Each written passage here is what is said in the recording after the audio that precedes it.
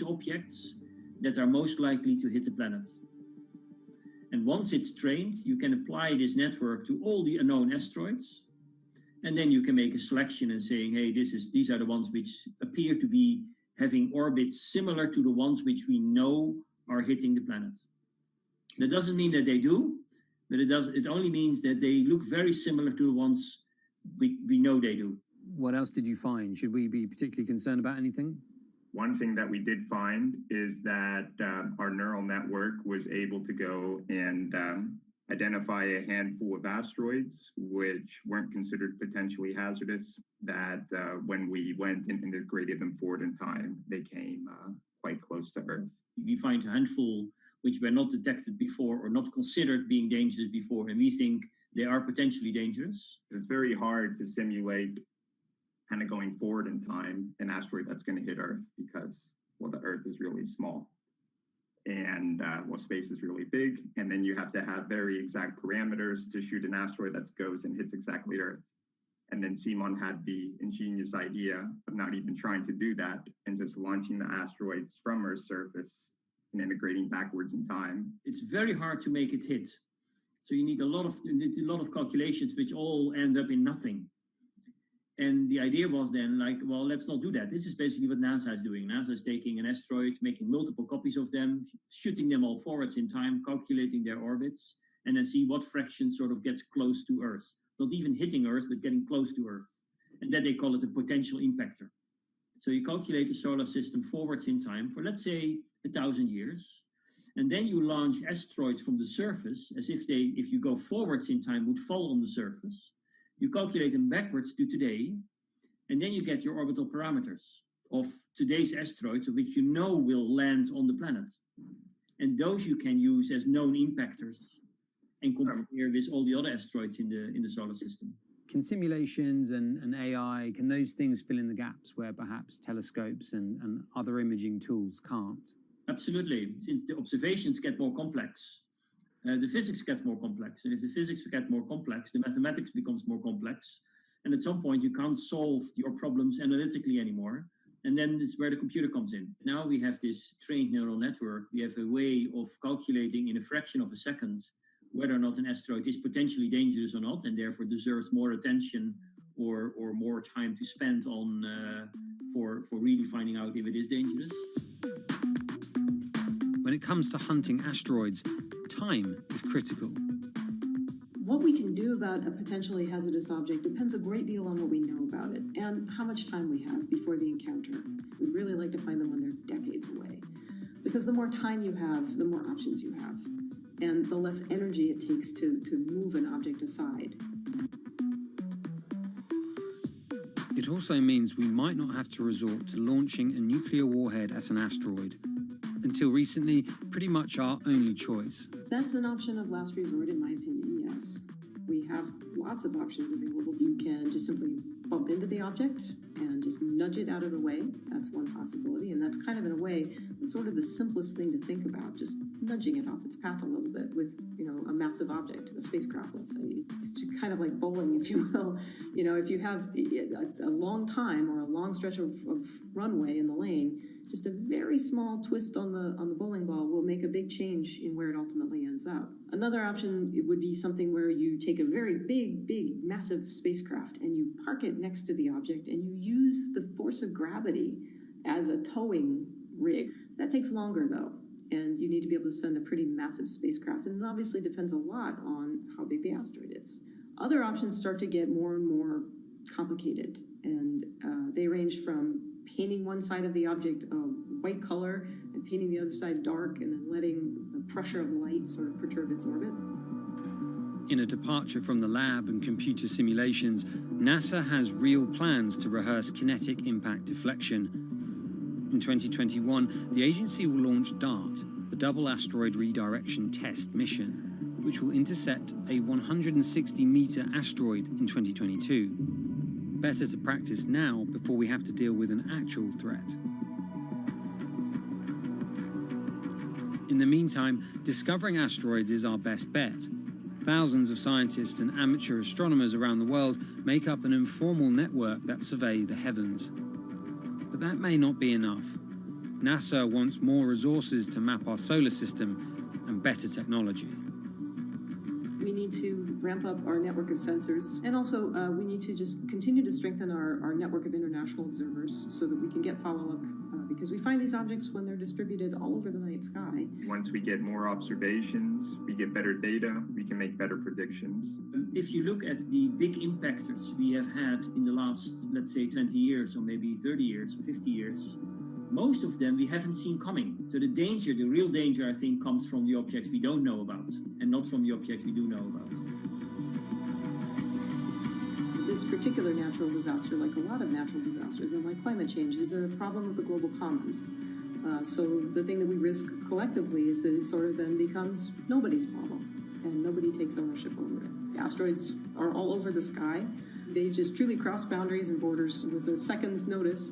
I kind of imagine in the future, maybe lots of small satellites around the Earth that are always going and looking outward.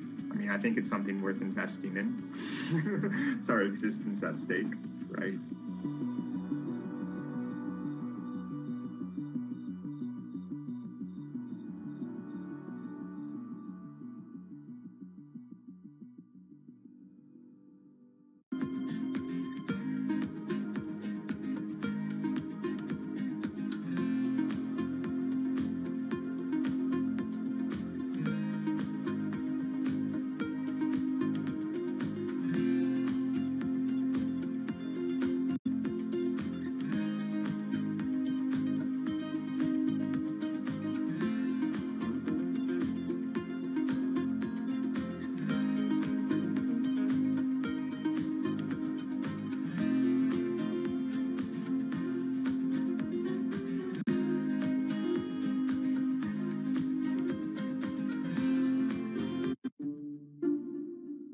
The pandemic has affected everyone in different ways. Some pass the time by baking. Homemade sourdough bread. Do I need to say more? Some chose to binge watch Netflix. It's your game. Or maybe you started a garden oasis in your backyard. Next, I'm going to put my lettuces in. But for millions of others, I'm going to be posting stocks that will boom. They wanted to uproot the financial industry. Let's just lock it on up and take $15,000.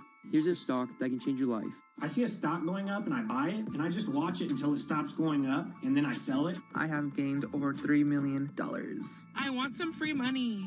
I don't think you can overstate the online communities or social media's influence on financial markets. A large group of inexperienced investors who discuss their plans on social media platform Reddit have shaken up the stock market in a big way. The stock that everybody's talking about right now is GameStop. Video game retailer GameStop is set to continue their head-spinning ascent today. The revolutionaries on Reddit are spanking Wall Street's ass. The more these stocks go up, the more the big guys are getting creamed and losing billions of dollars. This isn't a wealthy person's game anymore. Anyone can play it. I took up a little bit of a new hobby, and I am interested in day trading. As an investor nowadays, you don't have to look a specific way. You don't have to wear specific clothes. You don't have to be doing it from a trading floor on Wall Street in like a high-rise building in downtown Manhattan. The narrative of what's driving the markets is no longer being held in secret offices in New York and Boston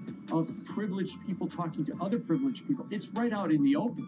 It's on Twitter, it's on Reddit. From brokerage apps to Discord channels and subreddits to TikTok finfluencers, one of the last holdouts in the world of disruption, finance, is next in line.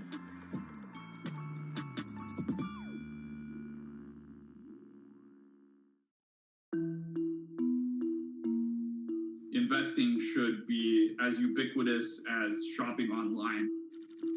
That's Vlad Tenev, the CEO of Robinhood, the online brokerage app, talking about how he wants his app to disrupt the world of stock trading like Amazon disrupted the world of home shopping. And I think that speaks to exactly the mission that a platform like Robinhood has, which is to democratize investing.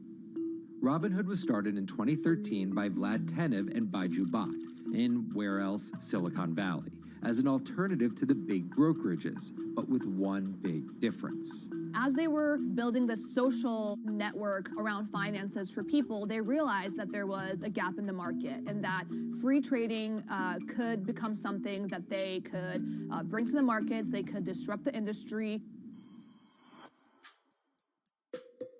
While no-fee trading is industry standard today, it was unheard of when it was first introduced. The online brokerage industry was really innovative when they came on the scene 10, 15 years ago, but they kind of stopped innovating where you haven't seen those commissions come down beyond $5 or $6 or $7.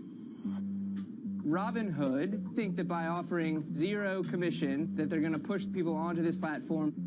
And on top of no-fee trading, the customers Robinhood was courting have been long overlooked in the world of finance. So the typical customer of a Charles Schwab, for example, is putting a lot more money in that brokerage account than the typical customer at Robinhood. Even today, with all of its popularity, the median account size is about $240. There's Fidelities in the Schwabs and the E-Trades of the world. They look down their nose at those kind of accounts. I don't want a $1,000 account. They're just a headache. I want a $100,000 account. And this is key here, right? Because the thing about Robinhood that's different than every other single brokerage platform is how easy it is to use. The design of the Robinhood app really has in mind a user who might be coming at this absolutely cold. The fonts are very well sized, the shapes, the colors, all of that is something that the founders of Robinhood paid really close attention to. And by creating an interface that catered to a newer investor, they were able to gather a pretty healthy group of customers. And by 2019, they had about 10 million customers. Those 10 million customers were a huge success story for Robinhood, but no one could have predicted its explosion after the arrival of COVID-19. Remain indoors to the greatest extent, and 100% of the non-essential workforce must stay home. What we saw when the pandemic hit was the growth of Robinhood users absolutely turbocharged. And oddly, you saw this surge in interest in stock trading. Then they saw the absolute surge in 2020 in customer growth. And now, by many accounts, they have more than 20 million customers, which is pretty extraordinary. So the next step for them is to figure out how to monetize those users and how, even with their small account sizes, to get them to grow with the company and, as it releases more products, come along with them.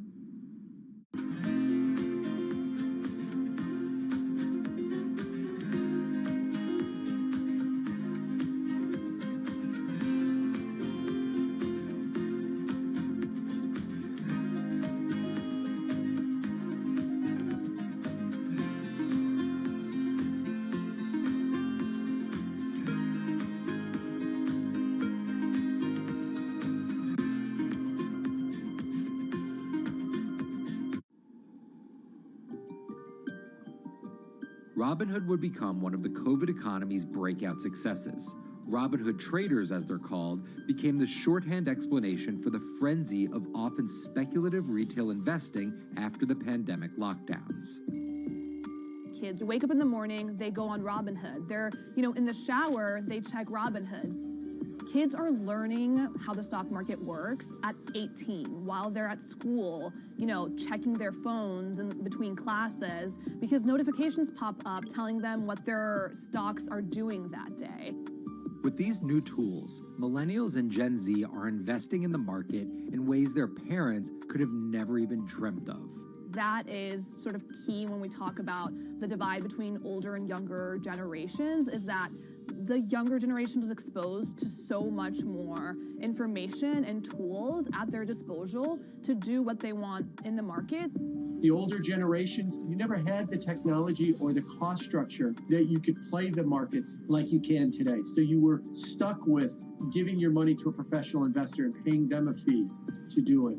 When I speak to young kids, they tell me, I'm making mistakes. I'm losing money. I'm not a perfect investor, but I'm 18, and by the time I'm 30, which will be, 10 years from now, I'm gonna have interacted with the markets for a decade. And so it's a learning experience more so than anything else. And you can look at it and you can say, wow, that's risk-taking, that's dumb, but if you could possibly shave 10, 20 years off your working life versus adding 5 years, I don't think you can fault people for that. But Robinhood is only part of the puzzle. Sure, you can trade on it, but without research, information, and data, you're just blindly throwing darts at different stocks and hoping to strike it rich. Wall Street forever has always run on what we now call narratives or memes. People telling rumors to each other have been around for 100 years. On Wall Street, information is its own currency. Historically, either you had it or you didn't, and the people who had it had a huge advantage. In the past, those narratives and memes didn't have a network effect. It would be one person telling another person over the phone. In fact, when I broke into this business in the 80s, a lot of people used to complain that they weren't on the call list to get those ideas. Social media changed all of that. Fast forward to 2021, that's being done on the internet now. And that's being done on Discord and Twitter and StockTwits and Reddit. And the impact is very similar, but orders and orders of magnitude larger. As social media has played a bigger part in our lives, it's also played a bigger and kind of more important role in how people find investing ideas online and on these platforms. How do those ideas spread? On TikTok. Yes, that TikTok. Soon may the weatherman come to bring us sugar and tea and rum. People aren't just going to it for sea shanty videos. The personal finance hashtag on TikTok has garnered 3.5 billion views from its 1 billion monthly active users. By comparison, videos found under the cooking and health tips hashtag have 2.6 and 2.1 billion views respectively. The trajectory of Robinhood and TikTok were literally on par. What happened in the stock market this week? So the word of the week is expectations. Absolutely essential that you guys understand the risks of shorting. And Kayla Kilbride and Kyla Scanlon are two of those financial influencer TikTokers, also known as finfluencers. I think people still care about fashion, they care about culture, but it's also like there's this big behemoth thing called the stock market that we really don't know a whole lot about, and it's gatekept behind the industry. And so people want to unpack that. And so my audience is, a lot of them are younger investors who are looking to hone their skills. Tech and write-up. Kyla and Kayla are two of the more, let's say, professional TikTok influencers. The Tesla ARK Bitcoin Biotech Risk Cluster. I've been trading since high school, and it was a really interesting way for me to fill out my decision-making frameworks and to think about thinking. And I think that the more that we can have people thinking about finance, the better that we're going to progress as a society. I think it's a huge gap in our educational system. If you're going to buy an option for a stock you think is going to go up, it's a call. So think of it like this. I made the options video where I was like, options are just like shopping. Rumor has it that this pallet's about to go up in price. So if I come in tomorrow, can I still buy it at said price? And a ton of women just attacked that video and were like, you explain things so much better than my boyfriend or my professor, or I could sit and listen to you all day. And I was like, this is what I was looking for. But TikTok's algorithm does not reward calm and measured videos about responsible investing. It rewards this.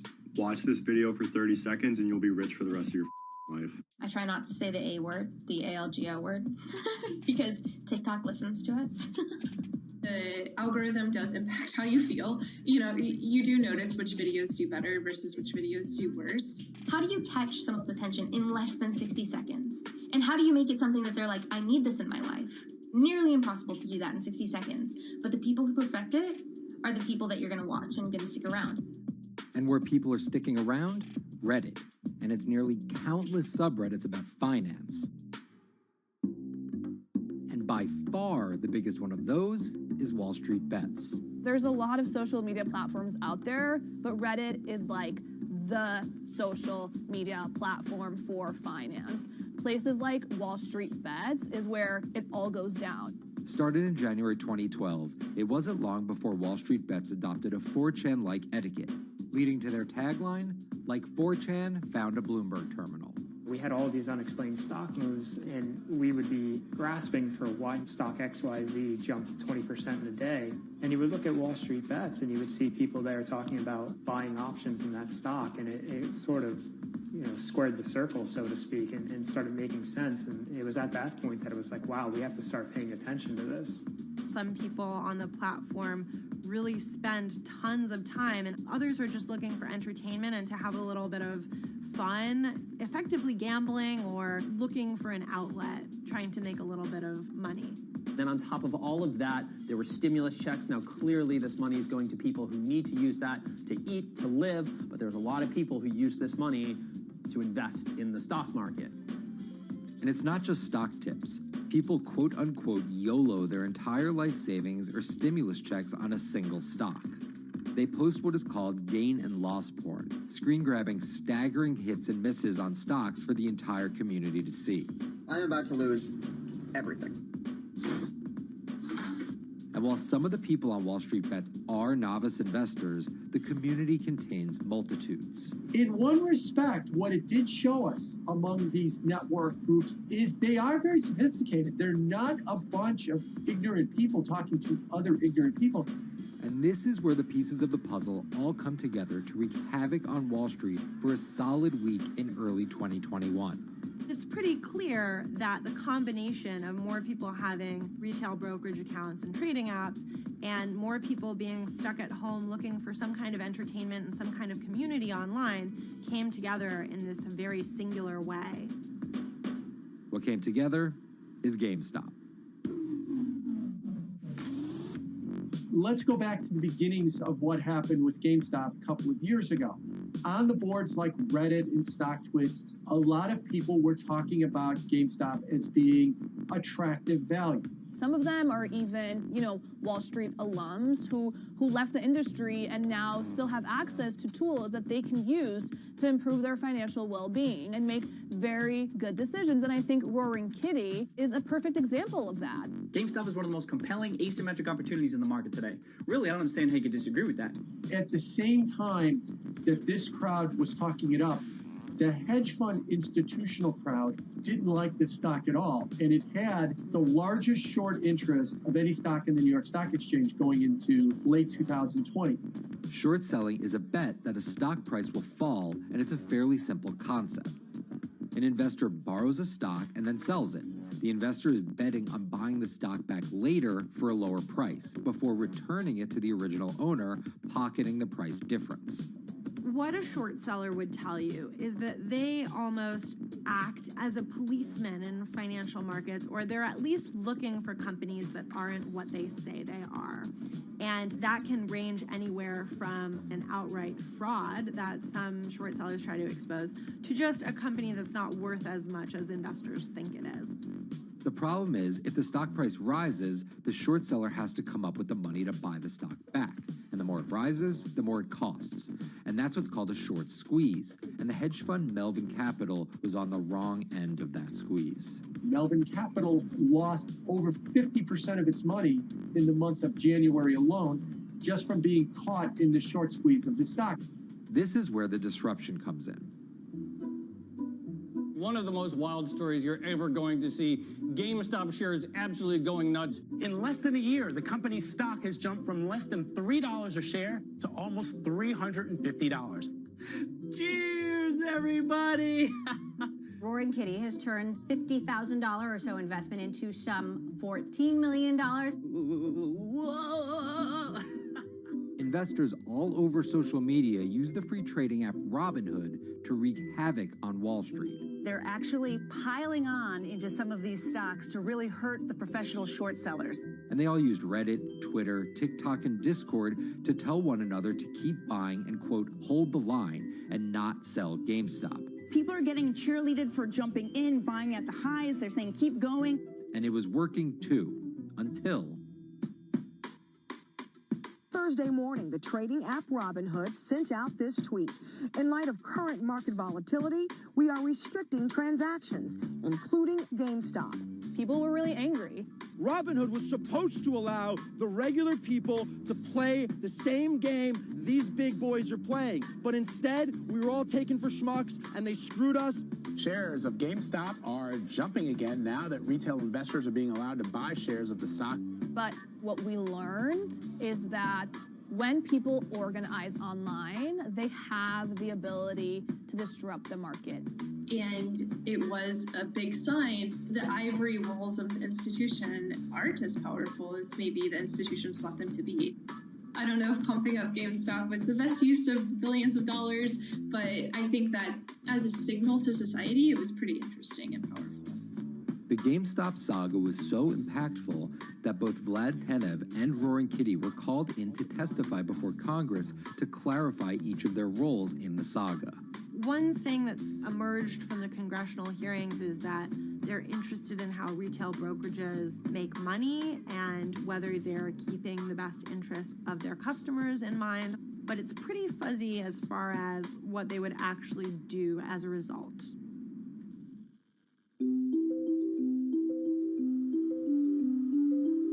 While the frenzy around GameStop eventually subsided, it didn't take long for retail investors to find other areas to invest their money.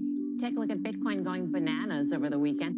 Bitcoin forms a brand new all-time high. It was after GameStop started to drop that we saw Bitcoin really go up to over 60,000. How much further does this rally have to run? It's compelling to say that money shifted from one venue to the other. While correlation doesn't equal causation, there's a chart out there showing an inverse correlation on meme stocks going down and cryptocurrencies going up. There's definitely an aspect where people are making money on stocks and then moving, they're agnostic, they're not hedge funds. They can invest wherever the hell they want. It's a classic sort of momentum trade. They're going to wherever the winners are and they're willing to jump on and, ride it. So whether it's meme stocks like GameStop, meme coins like Dogecoin, or entirely new ways to invest in art like NFTs, the new kind of retail investor is making its presence known. Over the next 10, maybe 15 years, you're going to continue to see, whether by choice or by force, that baton go from older generations to younger generations. I don't think any single app is going to be the thing that disrupts. I think people are the disruptors.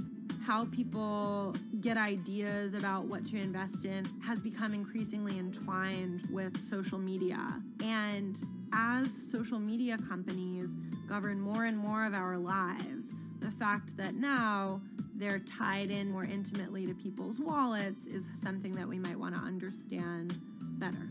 Usually what disruption, I think, means is technology comes in, whether it's blogs to the newspapers or online retailing to brick and mortar. They come in and they're in the same business, but they just do it in such a gigantic cost savings that it causes everybody to switch. Well, that's the risk that happens here, is that it's so much cheaper to just manage your own money. We're not there yet, but costs and conveniences are moving in that direction. So I'd say, Wall Street, you haven't been disrupted yet, but you could be in the coming years, and that the final chapter on this story hasn't been written.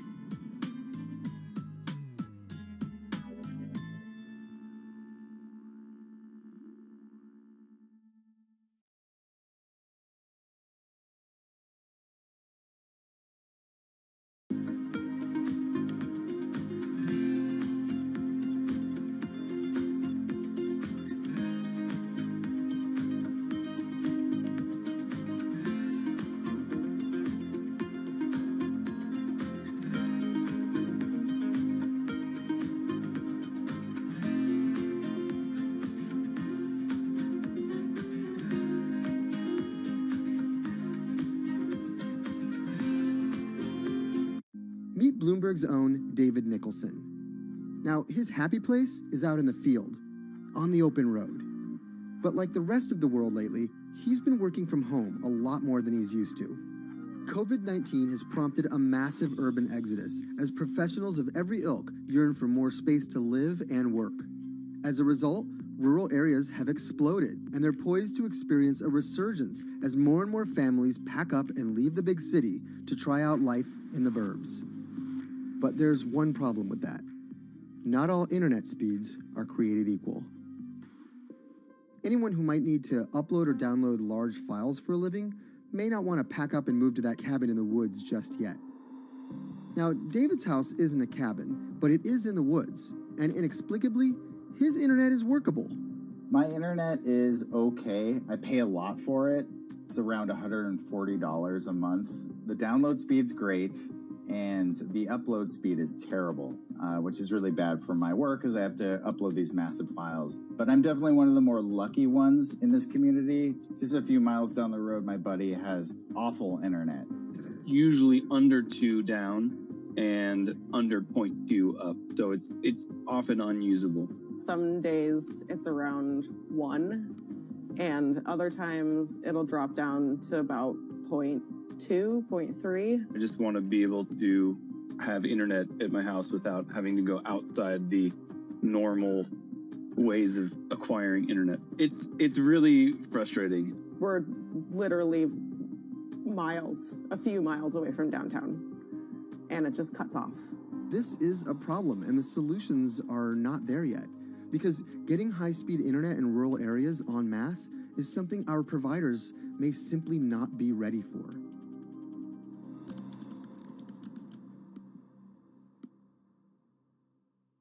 If your internet service doesn't have fast download and upload speeds, then you don't have high-speed harmony. You have.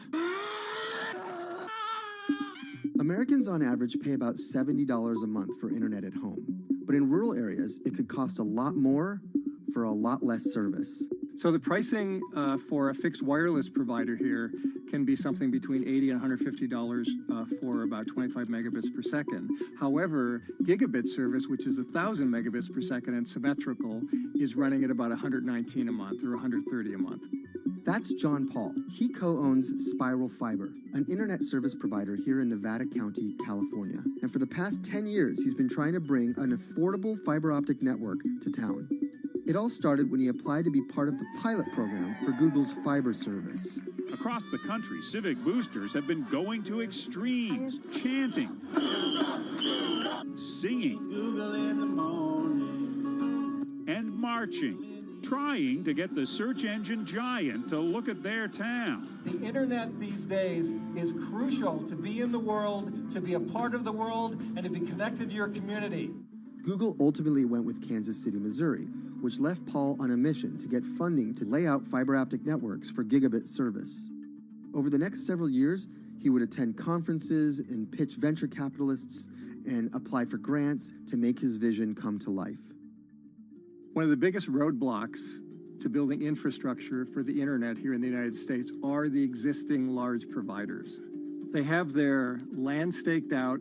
They would prefer that nobody come in and compete against them. In 2013, we applied for a grant. We went down and met with the commissioners at the California Public Utilities Commission. It was an arduous process to get funded, but we finally did against all odds. We got a $16 million grant, and then we went out to seek venture capital.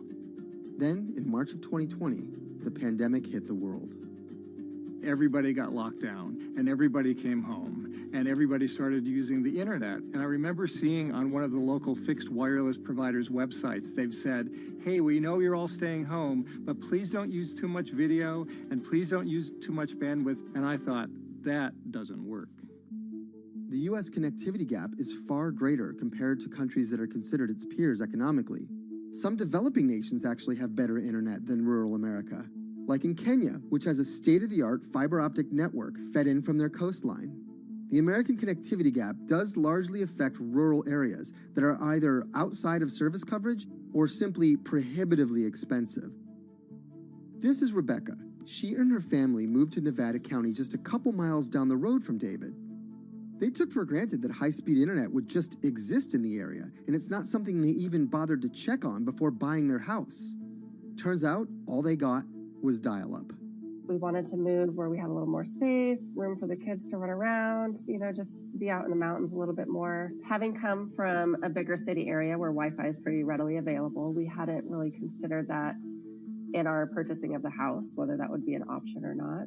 When school started, and now that we are remote learning with our children and we're doing everything from home, we didn't have the option to do that at our house. So every day when school would start, we'd have to pack the kids up and we'd go to my in-laws' home. They have a little cabin up in this area that does have Wi-Fi already. Rebecca's situation is the norm in rural America.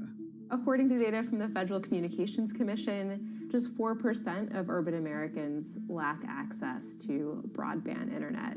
That's compared to almost 40% of people who live in rural areas. But while that was the case, there were also racial and socioeconomic divides in terms of who had that access. In addition to that geographic difference, low-income African American students, Latino students, and first-generation college students were more likely than others to have only one device at home that's shared among multiple siblings and or lack access to that actual connection. For most American towns, there's also a lack of competition, forcing internet prices up. And large providers like AT&T and Comcast aren't incentivized to expand service to these rural communities. This is how Xfinity makes life simple, easy, awesome. So in our area, we have a small imprint of Comcast, but they're not going to go out to the more rural areas. It's just not cost effective for them to do it as a large company. In order to lay fiber cable, you're actually physically digging trenches into the ground. And for internet service providers, they're primarily focused on maximizing their profits. And so the fewer customers you have, in any square mile and the more fiber you have to lay, that's just kind of harder to pencil out from a purely economic standpoint.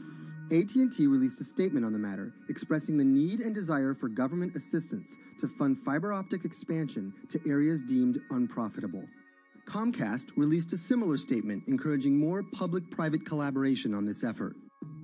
Federal agencies do offer grants to help communities build broadband networks, but many have argued that there's not enough flexibility on how to use these funds. The COVID-19 relief package passed by Congress in March and signed by President Donald Trump awarded $43.3 million to 51 projects on the East Coast alone. But it also stipulated that these projects needed to be up and running by December 30th. For contractors who plan projects months and years in advance, it's a scramble to rearrange their schedules to meet that deadline. So what we've been asking the federal government to consider is at least have, as long as the projects are getting started, knowing the projects are being put into place to expand both remote learning, working from home, and opportunities like that that are truly driven from COVID. We're moving as fast as we can regardless, but hopefully they'll give us some more time. Talking to John Paul, it's clear that he believes broadband is something that can transform a community and should be considered a public good. One of the first communities to come on in the United States with full-on gigabit service was Chattanooga, Tennessee. Now, they're a bigger city, but they're a city that was economically in a downturn. In the last 15 years, the city of Chattanooga has turned around in an amazing way. It's a nexus for young people to move to. It's a place where technology happens. It's not just about logging on to Zoom, to connect with your colleagues who might be in New York City. It's also your ability as a small business, operating in the town of Nevada City or wherever it may be to, quickly upload your payroll documents or something onto the cloud, or to quickly, swipe a customer's credit card. There's just some really basic business functions and mechanics that I think people in big cities really take for granted, and that are just going to be a much bigger challenge for small business owners in rural areas.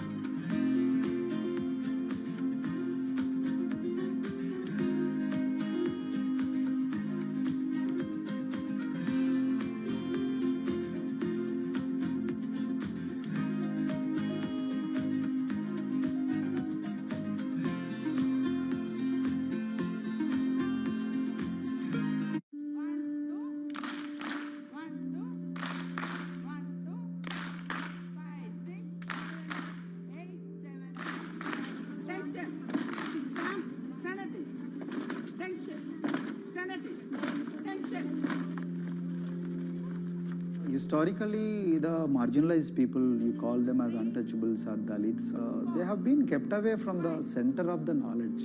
Once you are born into a caste, it is very difficult for you to grow beyond that. You are stuck in that identity.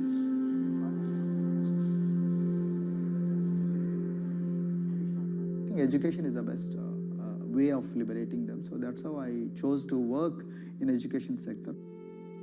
The kind of education that we are giving to the marginalized people is going to change not just the fate of these communities in Telangana, but it is going to be the source of inspiration, source of hope for all the marginalized in this country.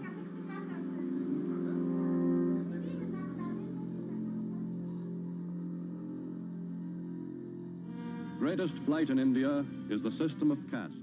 For generations of Indians, the social code known as the caste system has defined how people earn a living and whom they marry. Although outlawed 7 decades ago, castes remain a significant factor in deciding everything, from family ties and cultural traditions to educational and economic opportunities. Dalits, people who are on the lowest rung of the caste system, constitute almost 1/5 of India's population of 1.3 billion. Not able to afford the high tuition of private schools, many are forced to attend government-funded institutions, which in the past have suffered from poor infrastructure, lower education standards, and high student-to-teacher ratios. But Dr. Praveen Kumar is trying to change that.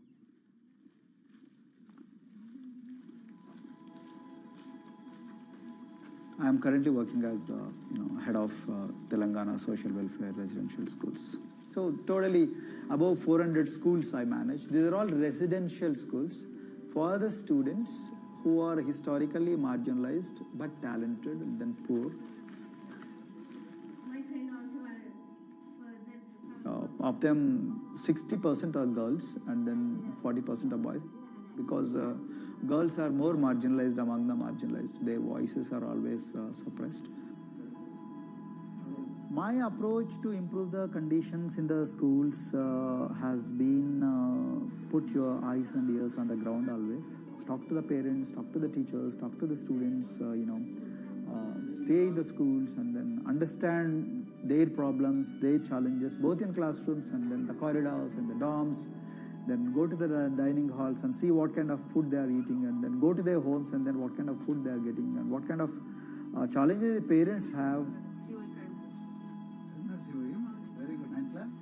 One of the important changes that I brought in after I took over was to complete the transformation of mother tongue to English medium, because English medium, as I said, English is the language of emancipation.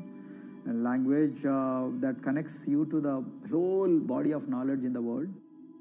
So we had to... Okay, traders, please, as you can see, you can find out all the our trades on previous days.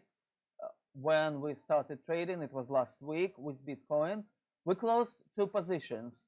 First position was 23,063. We opened last week. You can go back in time and you can check everything on our channel. It's recorded for years, probably forever it will stay, and you will see how we traded. Another position, we made 0.5%. In our terms, we made £500. Another position was opened at 23,958.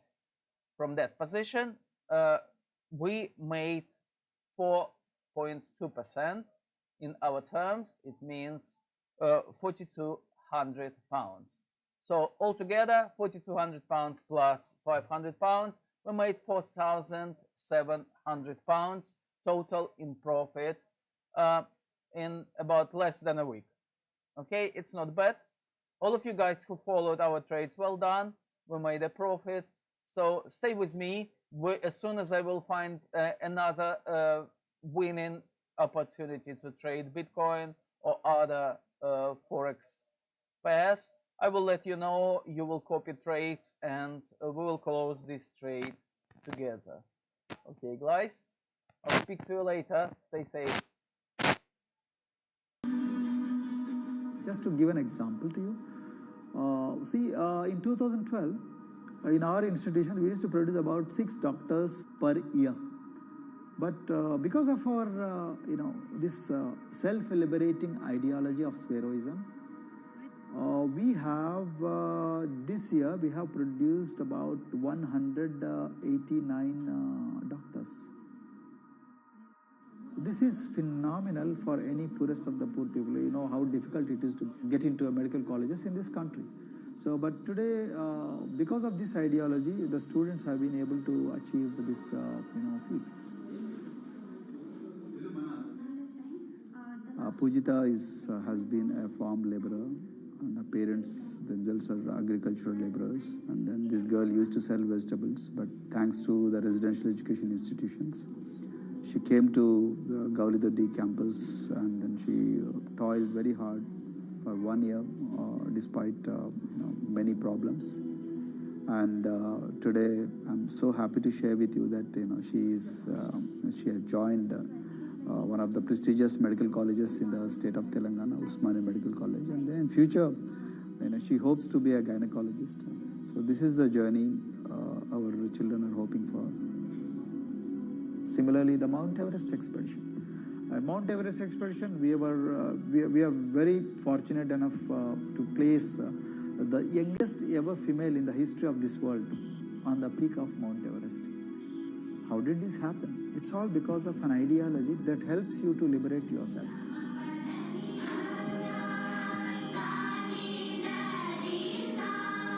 We brought a lot of extracurricular activities, and most of them got institutionalized now. So, for example, music. Similarly, the games. We have so many coaching academy. We have boxing academy, we have wrestling academy, we have handball academy. So we have, kabaddi, the traditional Indian sport. We have golf. We have introduced the golf also. Like golf is generally played by so-called rich people, but today even poorest of the poor people also are being trained in golf in our schools. Wow.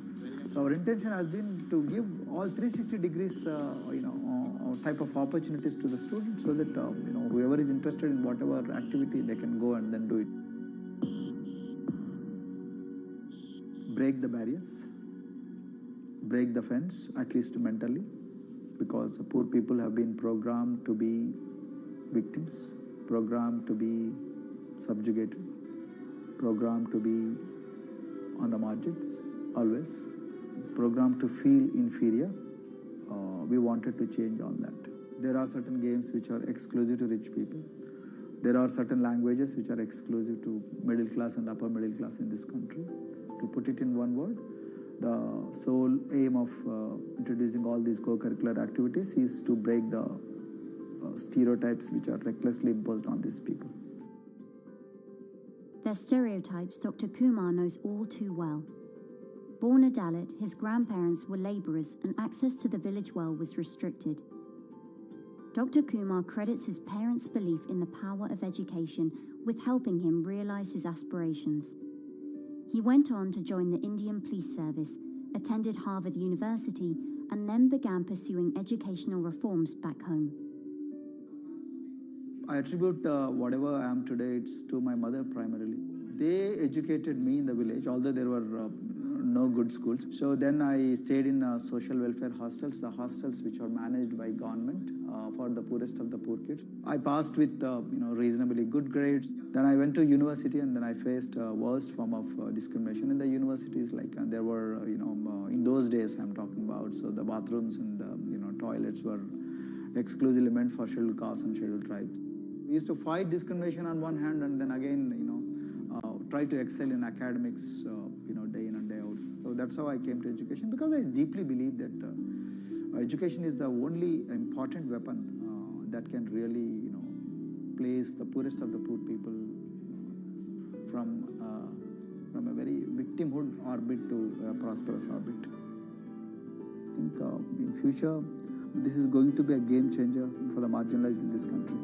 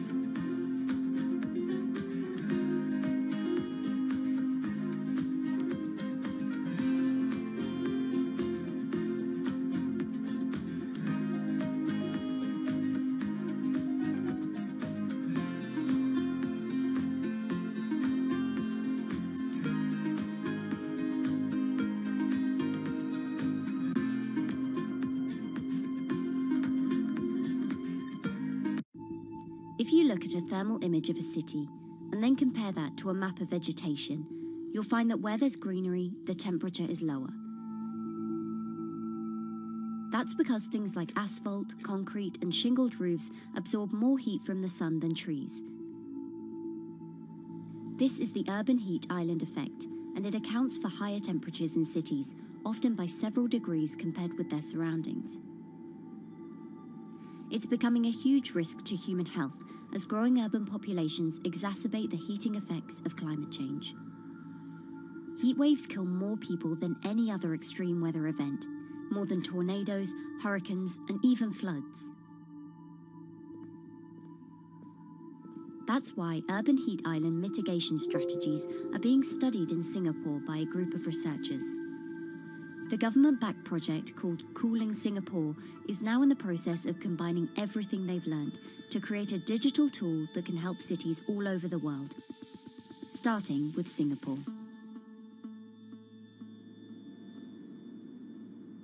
In Singapore, close to the equator, temperatures regularly rise above 32 degrees Celsius or 90 degrees Fahrenheit. And the city structures only make it worse. And that is also the case for Singapore, which is basically a concrete jungle, more urbanized, more developed city. And even in Singapore, what you have is a situation whereby there's a temperature difference of 7 degrees Celsius between the more urbanized and the more rural areas. The government has taken drastic steps to keep temperatures down. This is Gardens by the Bay, an award-winning park, and inside this greenhouse is a pleasant 24 degrees. That's because the dome, along with 24 nearby towers full of thousands of people, is chilled by what's probably the world's largest underground district cooling system. It uses a large central plant that cools water and then pipes it into banks, residential towers, an exhibition centre, shopping malls, and the city's iconic Marina Bay Sands hotel and casino complex. So one of the biggest perks of using this system for the buildings is that they can save 40% in terms of electricity usage compared to your traditional air conditioners. And with Singapore relying on natural gas for most of its power, this new system means emission savings equivalent to removing 10,000 cars from the city's roads. That has big implications for the rest of the world. If things stay as they are, more than a third of the world's electricity could end up being used to cool buildings and vehicles by 2050. As the world gets hotter, gets warmer, there is a greater need for air conditioning and as well as refrigerators, for instance. And the more people are buying these household appliances, the more energy usage they use, and they release heat more, and that then exacerbates climate change. It's a vicious circle. And so since 2017, researchers at Cooling Singapore have been identifying design solutions that reduce our need for so much cool air in the first place. One thing many cities have in common, and that's the importance of vegetation.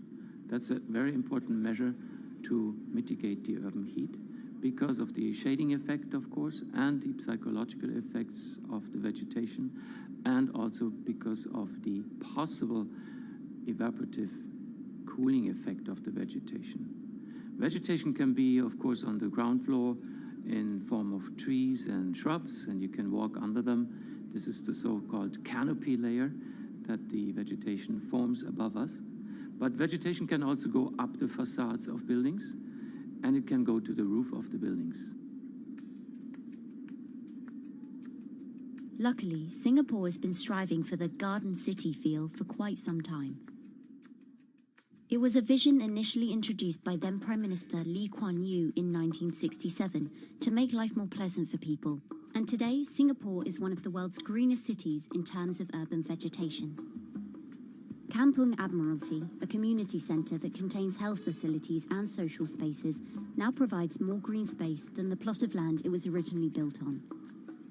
It's topped by a roofscape of staggered terraces covered in local plants, which functions as a community park, and a village green in the centre that contains farm plots for residents to tend to.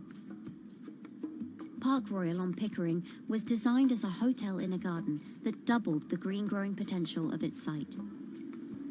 There's now 15,000 metres of sky gardens, reflecting pools, waterfalls, planter terraces and green walls. And the government has big plans as well.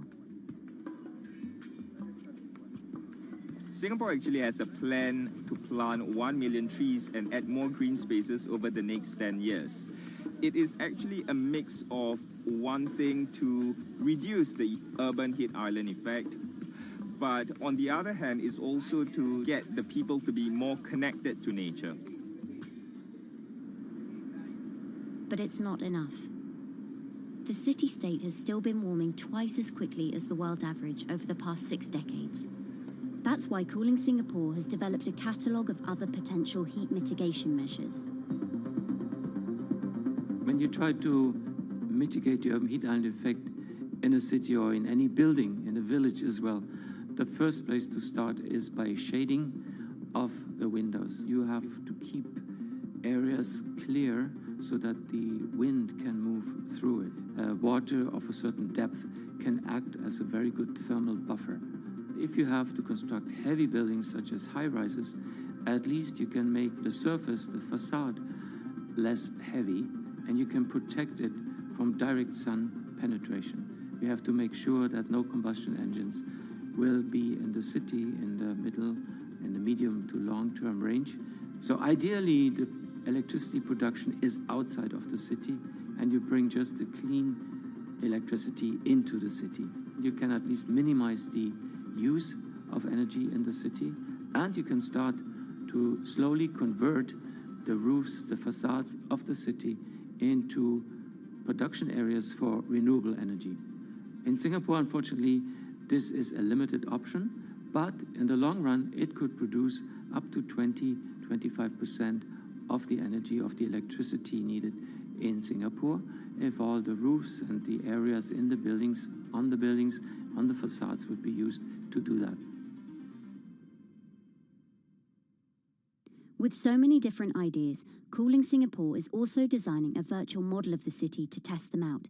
It's called a Digital Urban Climate Twin, or DUCT, that will calculate how each element of the city's design will impact the urban heat island effect.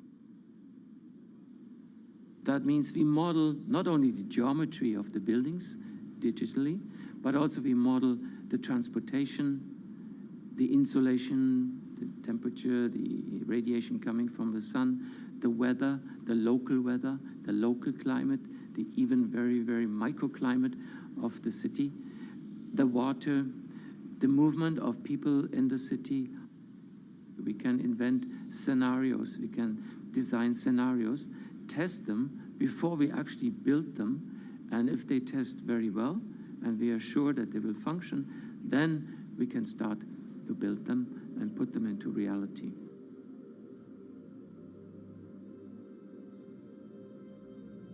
Singapore will be using this new tool to figure out which actions it should take next. And the model can be applied to any city, whether it needs to keep heat out or keep heat in, which will ultimately save energy, slow climate change, and improve our quality of life. So this is something that Singapore will be able to export, maybe even together with its city development systems that it already has. Singapore is one of the very few cities in the world that really combine this scientific approach with a very well-established urban redesign and urban design approach. Through its agencies and the combination of its agencies, it has achieved a lot in the past. If it keeps following the scientific path and the combination with the other knowledge in the city already, we think that it will be a very comfortable and very livable city in the future, even more than today.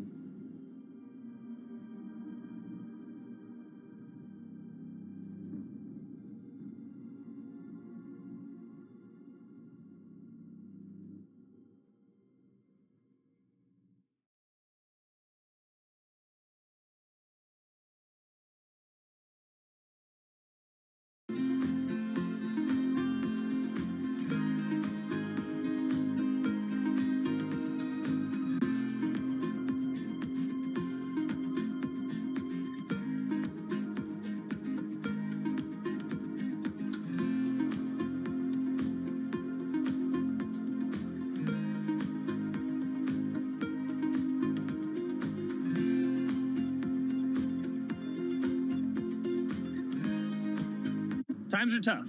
Jobs are scarce. It's risky to be outside and around others. Seems like there's very few ways to make extra money during a pandemic. So I guess I'll just hunker down and binge social media until this all blows over.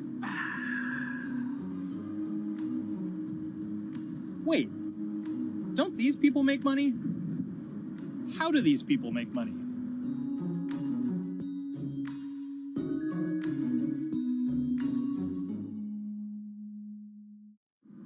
Streamers, YouTubers, Twitch stars. How do they make money? Is it a lot?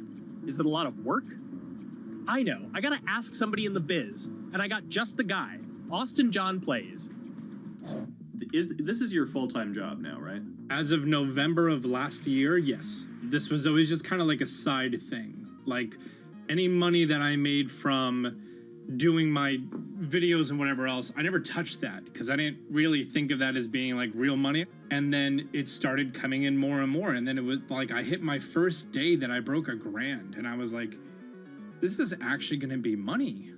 How did the YouTube channel come to be? When the game Pokemon Sun and Moon came out for the 3DS, there was like things that I learned about the game, and then I wanted to just share that information with people.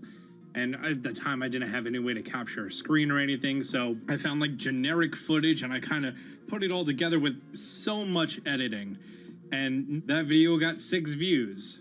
And then 2 days later, I made another one, and that one got 12 views. And then I just started pumping out more and more content, and people were like, this guy knows what he's talking about. It really just started building on top of itself, and then it was like, my channel really focuses on tips and tricks. So I play a straight 18 hours, and I'll finish the game or get to about the 40-hour mark, and then I'll make my first video. While I'm going through, I have a giant notepad and just scribbles everywhere, and I make these notes of like the things that stumped me, so I know the things that may stump other people. What do you need to think about if you're building your YouTube channel? 1, you need to do something that you're passionate about. Not that you like, not that you think you're gonna make money on, something you're passionate about. The other thing is something that other people are passionate about. It holds a special place to them. And third is, it needs to be something that people are gonna seek out information on. In order to enter into the marketplace, you either need to be better than everyone else, you either need to be faster than everyone else, or you need to be more accessible than everyone else.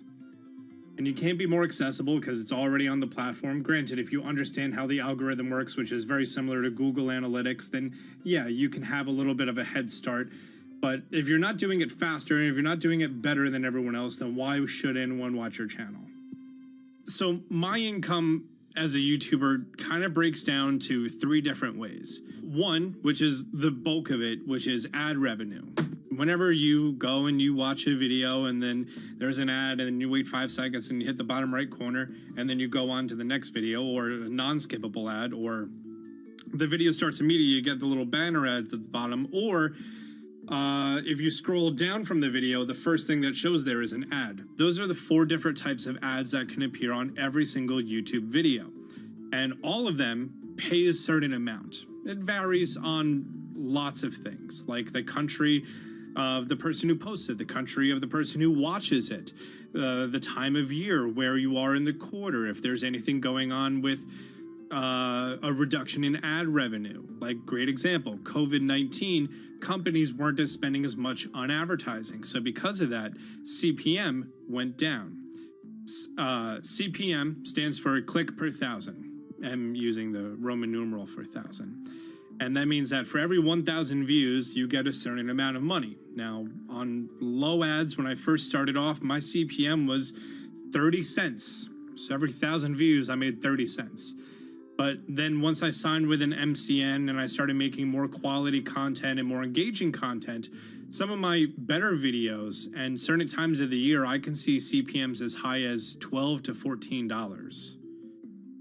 And there's a big fluctuation between, you know, if I post a video when there's no ads being spent, like January and February, that's the reason a lot of your favorite YouTubers and also TV shows don't post new videos in that time of year because ad rates are down. Why are they going to make content then? Instead, you're recording and you're bulking up for when ad revenue is higher.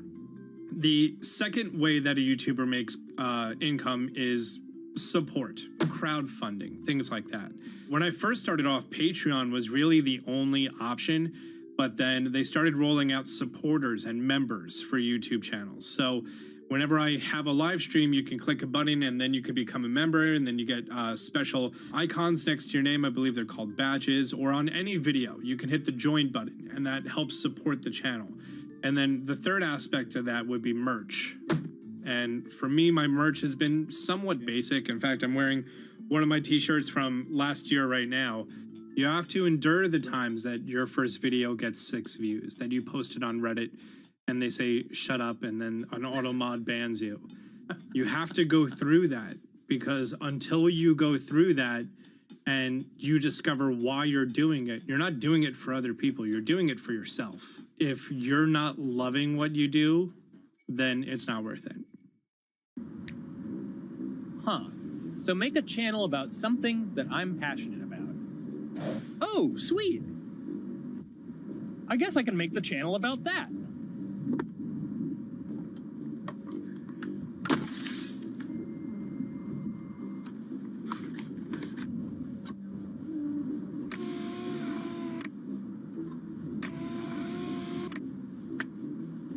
Now, how do I grow an audience?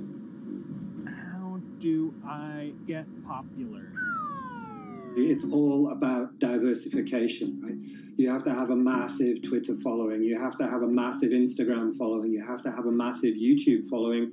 Of course, you have to be on Twitch, which is the key platform. But basically, any way you can get in front of your audience, you can engage with your audience, is going to drive those clicks, which ultimately drives the advertiser revenue that you get back from all of these platforms. It's me and Dan playing video games and talking in a funny manner over them. They're not just people who are good at games, they're actually people who are good at online engagement, online entertainment, first and foremost. You have the right to remain stylish. Anything you wear can and will be used against you in the court of fashion. The streamer is either very, very talented at the game. The best player in the game is generally going to draw a crowd because people like watching people who are very good. On the other hand, they're either very, very good or funny, charismatic, whatever it is on that side. Oh, no.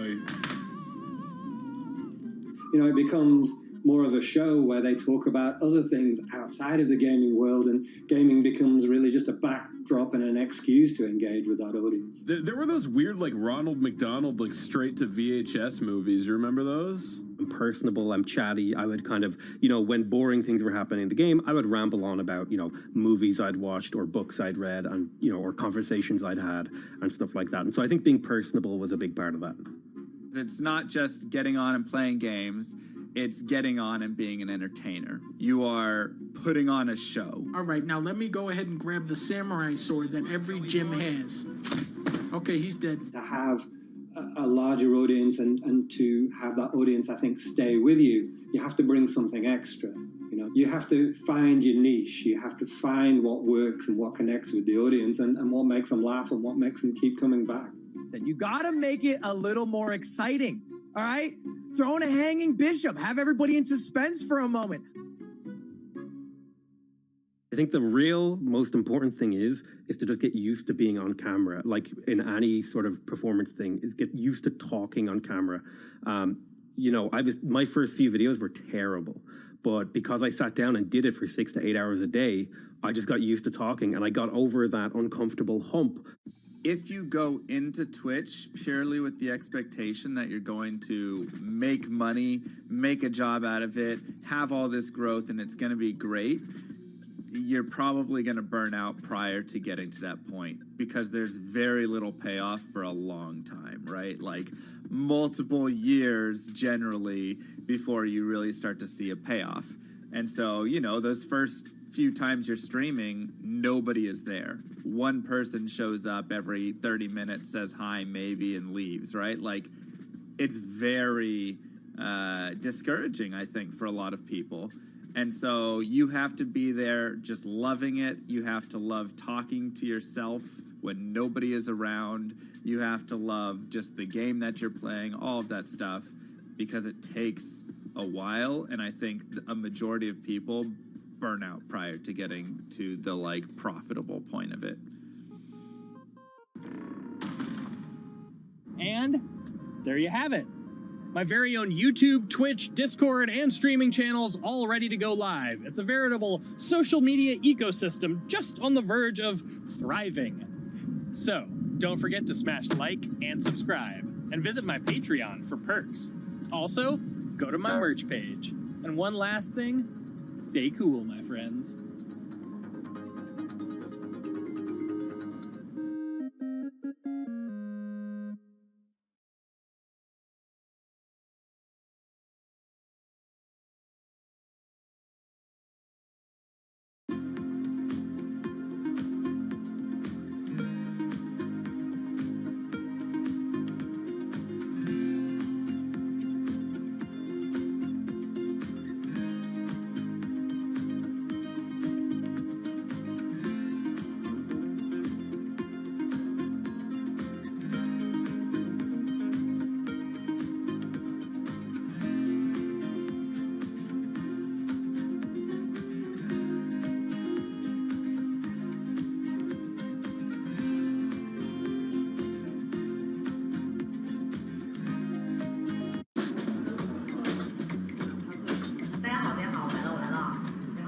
This is live stream shopping, one of the hottest trends in China. Every night, tens of millions of people watch live shows hosted by influencers like Thea and buy the products they recommend. On e-commerce and social apps like Taobao and Douyin, the sister app of TikTok. 我觉得已经改变了大家的购物的方式。其实各种各样的产品，哪怕你不买，你也可以来看。当然，你看了，你就有可能会买。It's not about, only shopping. It's about the experience. It's about having fun. You got to see 3D. You got to see in some kind of action. It's almost like a theater act. The internet craze has taken over China. By the end of 2020, the country had almost 400 million live stream shopping users. China's live stream e-commerce market has also grown dramatically, with an estimated value of $161 billion in 2020. It's becoming popular outside China as well. So, is live streaming the future of shopping?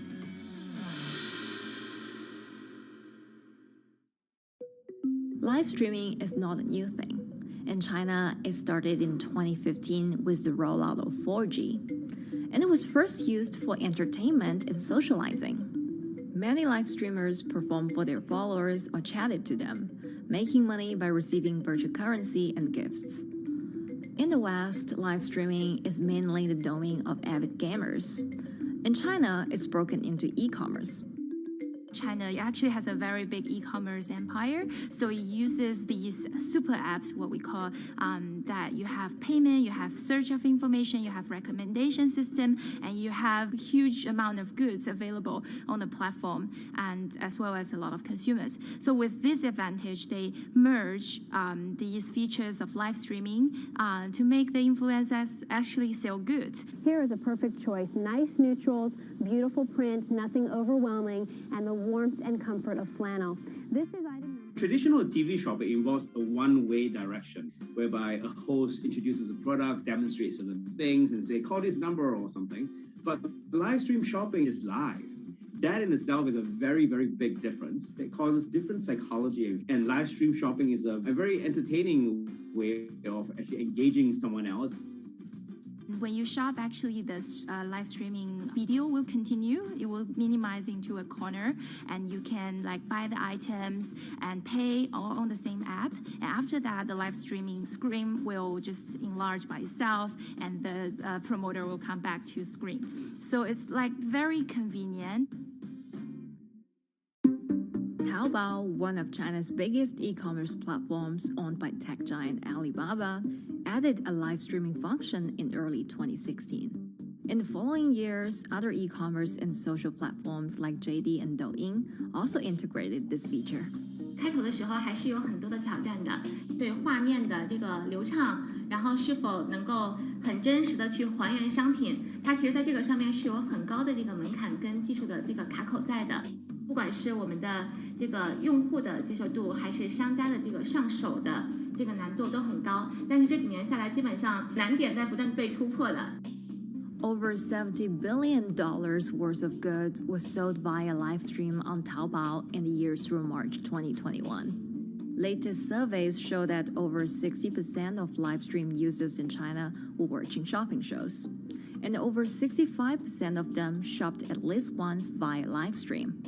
In 2020, live stream shopping got a huge boost during the pandemic, when millions of people were in lockdown and many retailers were pushed online.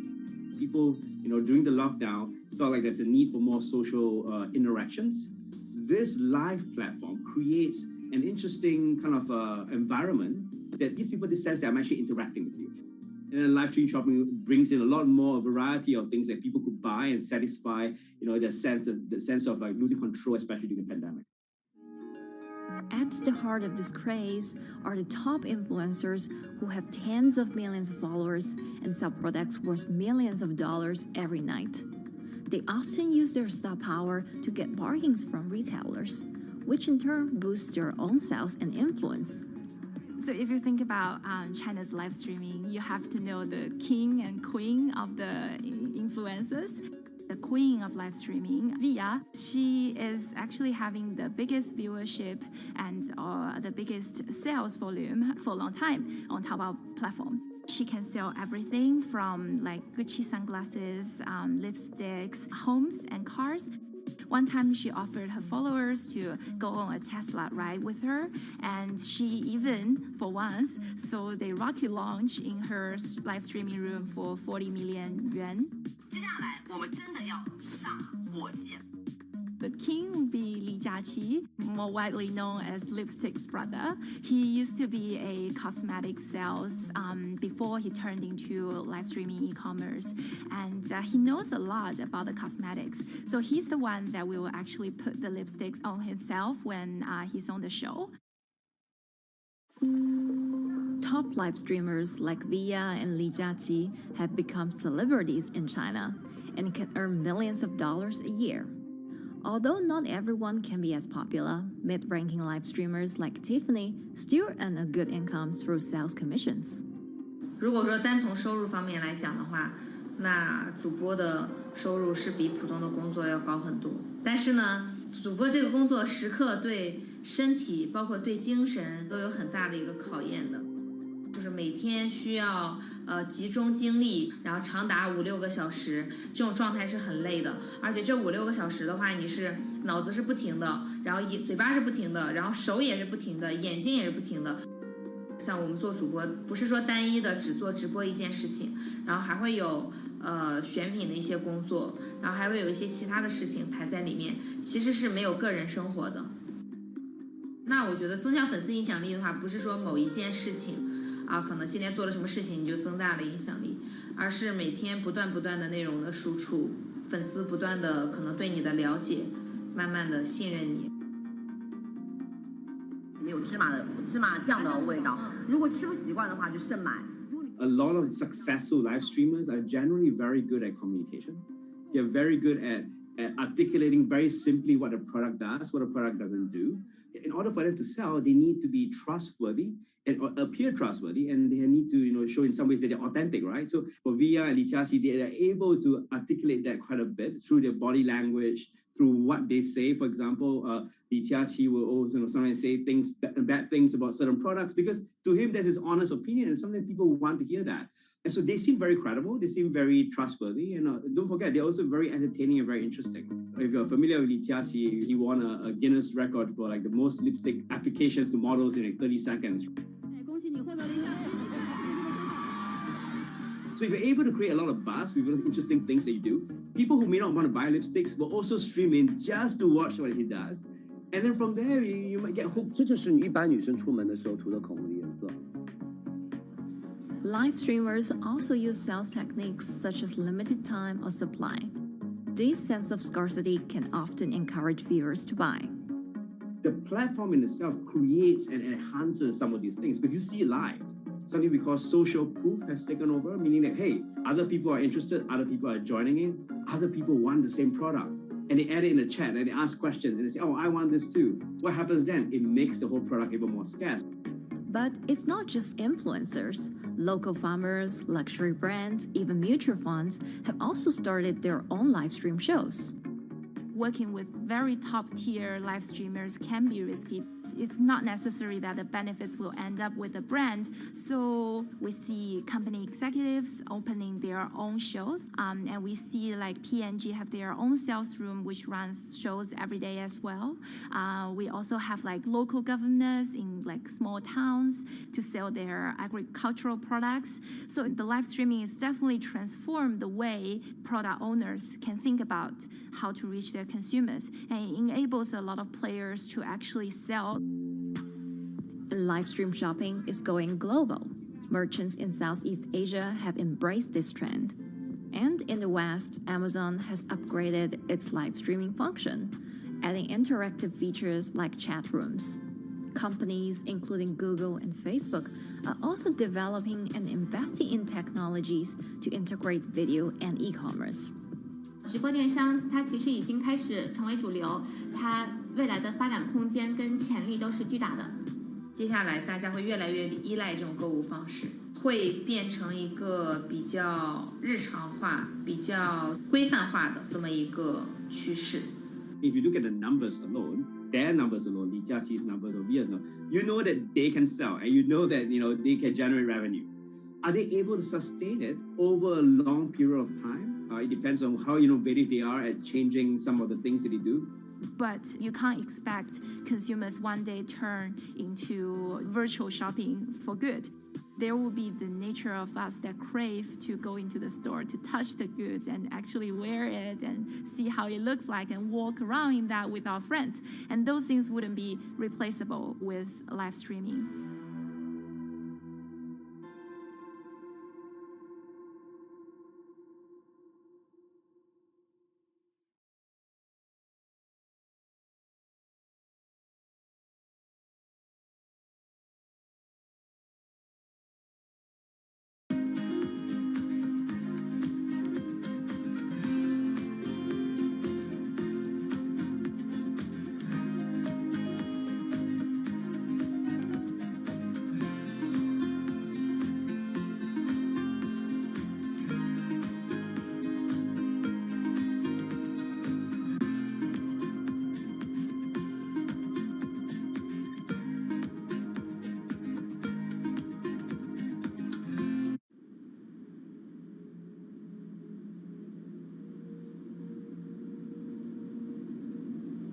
You could imagine that the oceans are actually the largest battery.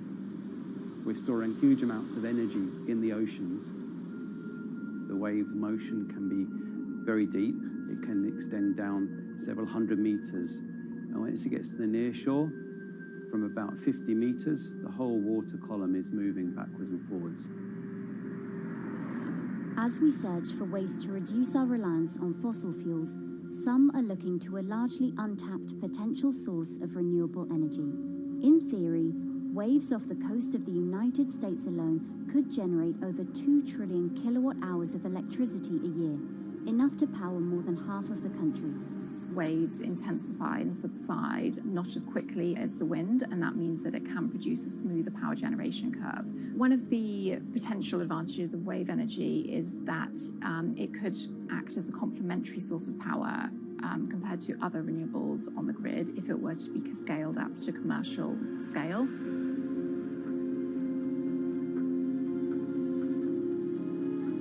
For decades, engineers have been trying to convert wave energy into electricity, but a host of technological and financial challenges have complicated their efforts.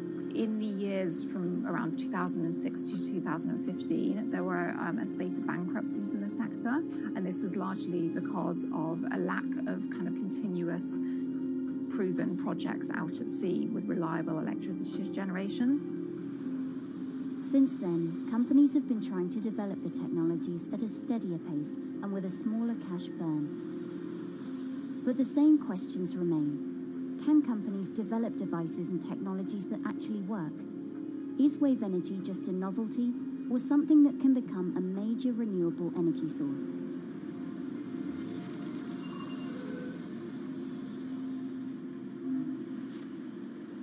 The sea is a very challenging environment within which to operate a power project. So seawater is corrosive and conditions are very rough. So this means that power projects don't have a very long lifetime, and it increases operating and maintenance costs.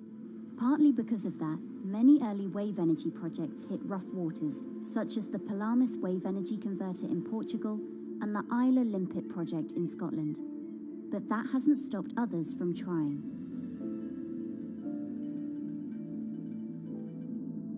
Companies are focused on testing projects out at sea, proving their durability, trying to raise capital and bring down cost.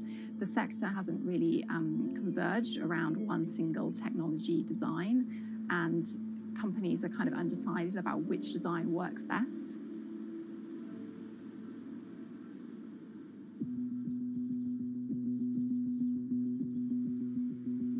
Finland-based AW Energy is a veteran in the sector. The first proof of concept of the company's device was made in the 90s after diver Rauno Koivusaari observed the strong back-and-forth movement of a hatch cover in a shipwreck in the Baltic Sea. The waves are generated far from the coastline, so the wind blows on the surface of the water, causing the water particles to rotate, and that rotation extends deep down below the surface, and the waves can be very long. They can be several hundred meters long. And as they come into the near shore, this rotational energy turns into an elliptical energy, and eventually backwards and forwards, as you probably noticed if you've been swimming on the seashore in large waves, you're pulled in and out. That's the energy that we're extracting. But there's a sweet spot where we deploy, so around 10 to 15 meters of water depth. That's where there's still strong wave energy coming in. After years of research, prototyping and testing, the company has deployed Wave Roller, a 350 kilowatt device in the waters off Portugal. Wave Roller has an 18-meter wide and 10-meter high steel panel fixed to the seabed via a floatable foundation. The panel moves back and forth with the waves, capturing the energy. It's submerged in the depth of 15 meters, so it's protected from the extreme waves. We generate electricity by capturing the movement with hydraulic circuitry in a machine room underneath the surface. That hydraulic energy we turn to electricity with hydraulic accumulators and hydraulic motors, and also a generator. The Wave Roller has survived large waves at sea for over a year and delivered electricity via an underwater cable to the grid in Portugal. Meanwhile, the company has won a €2.5 million grant to work on an upgraded version of the Wave Roller, aiming to increase the electricity generation capacity to 1 megawatt. The upscaled device would have a bigger panel, 2 power takeoff units, and improved software to control the energy production. We have taken into use a wave prediction algorithm that kind of tells us what kind of waves are coming in to our device. That gives us few seconds to prepare for capturing more energy, and the difference in that is significant. Our future plans are to deliver technology around the world.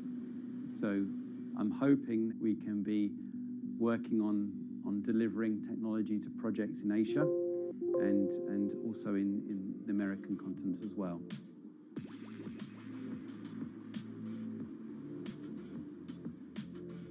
Meanwhile, Israeli company Eco Wave Power is taking a different approach to capturing the power of the ocean. For the company's founder, Ina Braverman, developing new sources of renewable energy is a personal mission. I was born in Ukraine in 1986, and 2 weeks after I was born, the Chernobyl nuclear reactor exploded, causing the largest in history nuclear disaster. I was one of the babies that got hurt from the negative effects of such explosion. I had a respiratory arrest and a clinical death. Luckily, my mother, a nurse, approached my crib on time and gave me a mouth-to-mouth resuscitation, which saved my life. I got a second chance in life and decided to do something good with it. Growing up, Ina wanted to be a politician to positively change the world. After working as a translator at a renewable energy company, she decided to change paths. solar and wind energy were fully commercialized, there were a lot of amazing technologies implemented everywhere, I saw that wave energy, although it's an immense source of electricity, the biggest companies in the world are trying to develop wave energy with no success. And there was kind of a race going on in the world of who is the company that is going to develop a viable wave energy solution first. In 2011, the then 24-year-old Inna co-founded EcoWave Power. Instead of installing devices offshore, the company's devices are attached to existing breakwaters, jetties, and piers. Our technology is very cost efficient, especially in comparison to the offshore technologies, because we don't need any ships, divers, underwater mooring, or cables. We install on existing man-made structures, and all our expensive equipment, the generator, the hydraulic conversion unit, the automation, is located on land just like a regular power station. This is the EcoWave Power conversion unit that has been operating in Jaffa Port since 2014 until 2020. Here you can see how the technology works. Basically, the floaters are going up and down and pushing the hydro cylinders, which transmit biodegradable fluid into land-located accumulators. A pressure is being built. The higher the waves, the higher the pressure, which is used to turn the hydro motor, which is turning the generators. The whole system is controlled by a smart automation system, which you can see right here. And in case of upcoming storms, the system automatically raises the floater above the water level and keeps them in the upward position until the storm passes. The company has been operating a 100-kilowatt grid-connected device in Gibraltar since 2016, which is enough to power 100 households. Currently, Inna and her team are working on another 100-kilowatt project at the port of Jaffa in Tel Aviv. The project will be also the first time in the history of Israel that wave energy will officially connect to the electrical grid.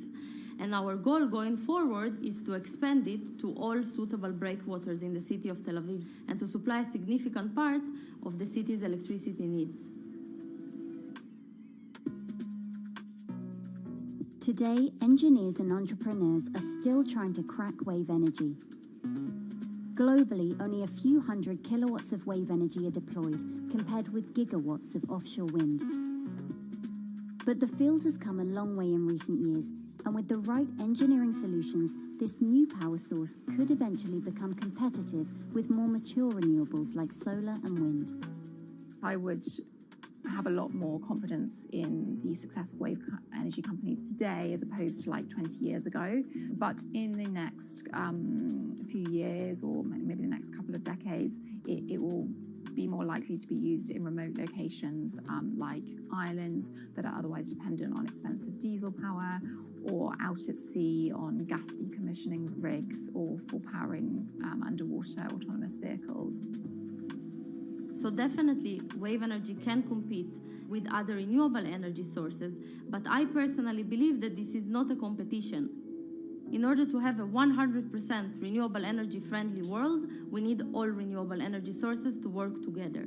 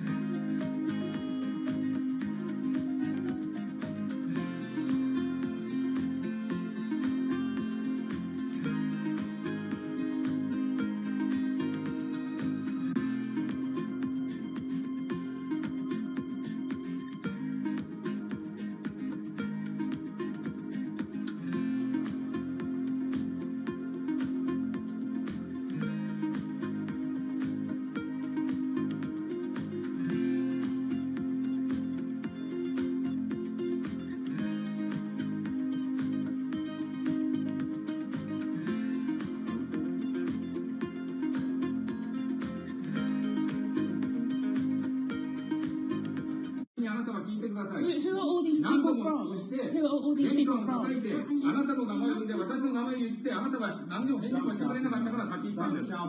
So can you please tell me? I'm not going to... please wait. You know, I've covered a lot of companies. I've covered a lot of Machiavellian companies where, you know, people play rough. I don't think I've ever seen anything on the scale of Nissan. He is making you, but you're out for this. I mean, it's corrupt. The system is... One of the most dramatic elements was Ravinder Passi's home being raided by court officials in Yokohama. You scared my wife. You scared my children. I worked in this for 16 years. So Rav Passi's journey into the darkest recesses of the Japanese corporate world started when he was the general counsel, the highest corporate lawyer position in the company. In the past few minutes, Nissan has revealed that its chairman has been arrested after allegations of serious misconduct. He was tasked with investigating Carlos Ghosn. And he was told, conduct an internal investigation and get to the heart of the matter. And then along the way, he started to notice serious conflicts of interest. He is one of the few people who knows an extreme amount of detail regarding the alleged crimes by Carlos Ghosn, and he's now ready to tell his own story on the record about some of the events that happened.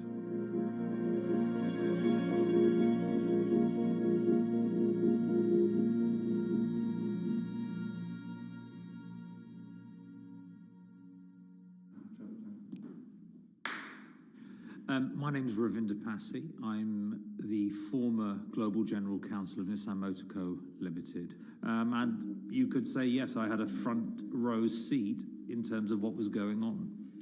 When Carlos Ghosn saved Nissan years ago, he was depicted in Japanese comic books as this hero, and now maybe we'll see comic books where he's the villain. In corporate Japan, Nissan was quite an unusual company. It was led for 2 decades by a non-Japanese executive.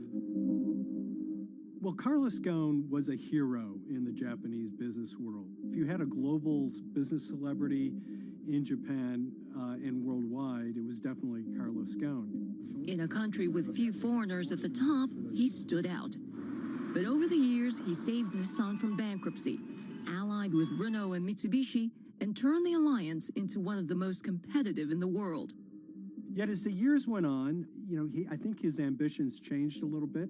He started thinking about legacy plays, and one of them was to really tighten the alliance between Renault and Japan. And unbeknownst to him, there was a contingent of senior Nissan executives that were really felt threatened by that move. They really thought that they would lose complete control of the car company, and even in the government, there was probably a little bit of anxiety about a national champion in the auto industry falling under full-blown foreign control. Carlos Ghosn was an auto industry leader, respected by many in Japan. Now he's in jail. The arrest of Carlos Ghosn came completely out of the blue. This was in November of 2018. He was coming to Japan on Nissan's corporate jet for a regular executive meeting, and he was met on the tarmac by Japanese authorities who whisked him away to jail and charged him with financial misconduct crimes. So what happened was that a power struggle ensued inside the company, and somewhere along the way, it was criminalized. By that I mean that there were allegations leveled at Carlos Ghosn about the way he reported his pay to Japanese authorities, the way he handled money inside the company, that in other contexts might have been a board action, might have been handled internally. A number of executives at Nissan decided to take this difference and take it over to the Tokyo prosecutor's office, and that unleashed a chain of events that would shake the entire auto industry. So after Carlos Ghosn was arrested, Nissan launched an internal investigation into the events that led up to his arrest. So Rav Pasi was tasked with investigating Carlos Ghosn, and he was told, get to the heart of the matter, find out what Carlos Ghosn did wrong and bring it to our shareholders. It's really complicated because you had various things coming out of the weeds. 2018, the investigation has started, and we become aware of matters in terms of conflicts, actions by certain individuals that cause some concern because things might not quite be what they seem. So in our story, we really took a close look at Harinada and his role in Carlos Ghosn's downfall. Connection lost. Harinada is one of the most fascinating figures inside Nissan. He's also a lawyer. He's originally Malaysian. Hello, Mr. Hadi. And he had a meteoric rise through the company and became very, very close to Carlos Ghosn and other top figures. He had a front row seat at all the major strategic deliberations at the company. And when he discovered that Carlos Ghosn, as his final legacy play, was going to tighten the relationship between Renault and Nissan, he made a decision to go against Carlos Ghosn. And he became one of the key figures that decided that Carlos Ghosn had to go.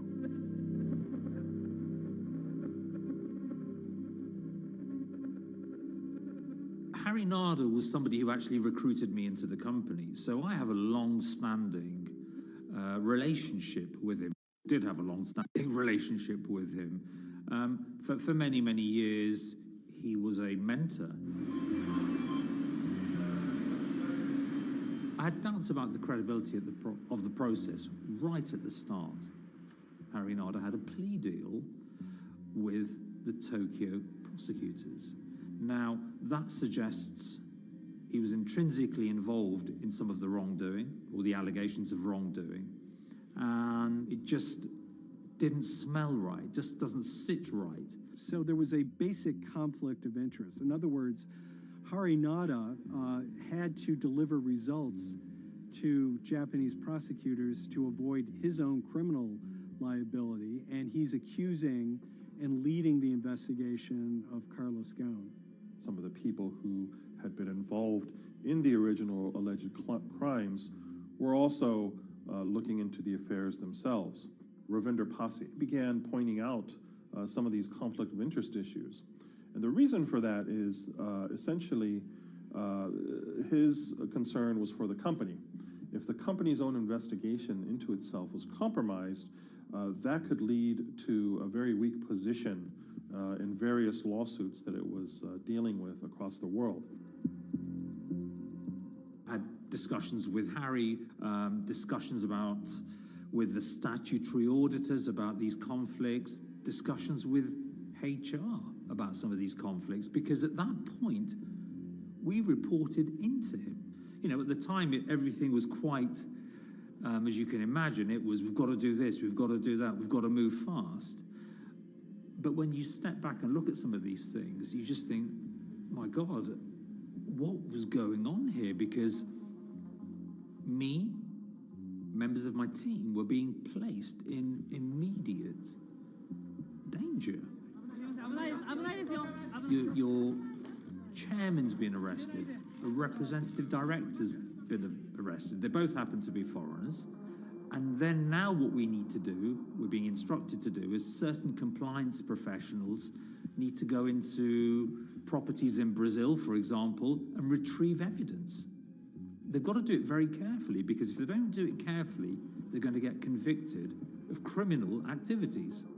And likewise, when a team of lawyers were commissioned to go to Lebanon, I mean, one of my immediate concerns was, why are lawyers from Nissan being sent to go to Lebanon to retrieve evidence?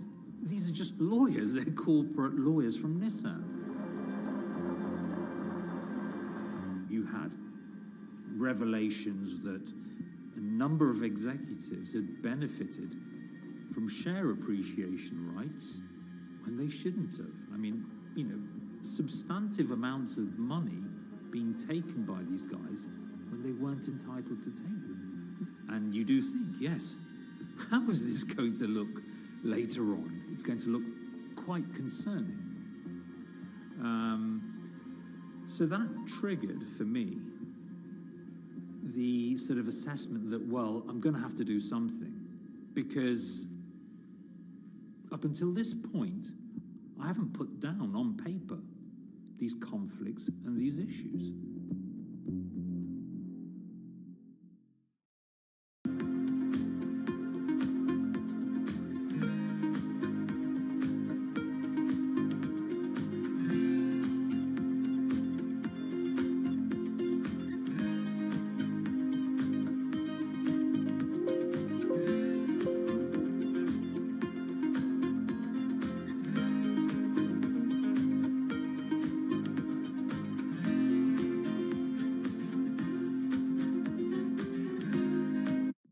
So Rav Pasi makes a fateful move. He writes this letter to the board listing every suspicion he has in great detail, backed up by evidence, backed up by memos, of why this internal investigation had serious problems. He sends the letter to the board and it's crickets. He doesn't hear much of anything. Nothing happened thereafter. Nothing at all. Just like it just gone into a black box. And he began to suspect that there was a desire, even at the highest level within Nissan, to kind of sweep these conflicts of interest under the rug. Unfortunately for me, I think, again, with hindsight, people must have thought that this is the nail that's sticking out, and we can't have this. Within 3 days of me submitting that to the board of directors, that letter to the independent board of directors, I was removed from the Goan Executive Conduct Matters. I was then told that I could not attend board meetings anymore. And up until that point, I had attended every single board meeting. I was then also told that after 8 years of being in Japan, I'd be going back to the UK. It eventually transpired that I'd be the VP of Projects and Transformation, managing a team of 3. So you can imagine what this feels like at this stage. Almost an arbitrary removal from Japan, where I've lived for 8 years, had 3 children there, my family has grown up, and we've been settled there, having a few months earlier been promoted to vice president at a global level, to being almost demoted. So Pasi was essentially being reassigned to get him as far away from the internal investigation as possible, and also to a certain extent in retaliation to some of the issues that he brought up regarding the internal investigation and Harinada. What happened to Rav Pasi can be seen as a series of corporate humiliations. I mean, first of all, his immediate responsibilities were taken away from him. Eventually, he lost, the coveted general counsel title. But it didn't stop there. Toward the end of his stay in Japan, Rav and his wife were convinced that they were being followed. During that period, I'd noticed that whilst driving my car, I'd have other cars following me. First time I noticed this was around mid-March, and I was driving, I can't remember where I was going, but this grey van, small van, just literally started following me. And I noticed that there was somebody in the car taking pictures. And lo and behold, we were absolutely being followed either by people on foot or other individuals, 2 or 3, normally 2 burly men in a car, different cars at different times, following us around. They were following the family as well. And, given I'd seen the Nissan security department behave in a very, very egregious manner with others in terms of following and surveilling, I was very concerned as to what they were doing and who they were giving this information to. Because if they're giving this information to the authorities, you do think, why? What's going on here? I mean, this is just not normal behavior. And this all culminated in a rather dramatic event in the middle of 2020. Who are you people? Where Nissan had hired a legal team and had obtained an unusual court order from the district court in Yokohama to basically do a search of his home and seizure of his corporate laptop and phone and other documents. If you don't let us in now, we have to break this key. So it's a pretty extreme way to treat someone who had spent 16 years at the company. These people have all come in. We don't really know who they are, apart from the fact that I've been shown a badge that says the Yokohama court. And they're here to recover a laptop and a mobile phone. It was even more weird because I'd highlighted to the directors that certain Nissan executives were trying to recover this laptop and this phone whilst I was still in Japan. And I was very concerned because it had evidence on there that related to misconduct matters and other forms of inappropriate conduct. It was just another form of intimidation, another form of harassment, forcing me almost to leave the company and the country. Because once they'd retained and obtained these items, we were still followed, which, again, I just couldn't understand. What is the point of doing that? You know, this is a car company. This is not the KGB.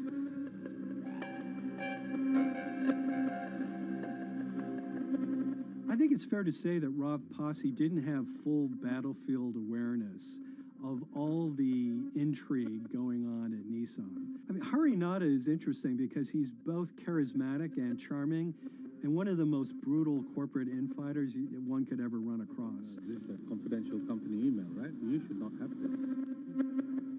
If he had fallen into line, he would probably still have his job at Nissan, be paid very well, and continued his work. A career that he spent 16 years building at Nissan is irretrievably broken. It's been smashed to smithereens. He and his family paid a huge price, certainly. But in terms of being able to sleep at night, I think, he's come out ahead. I highlighted issues to the highest levels of the company so that they could be dealt with appropriately by those in charge. There was no response to those, and there was retaliation against me.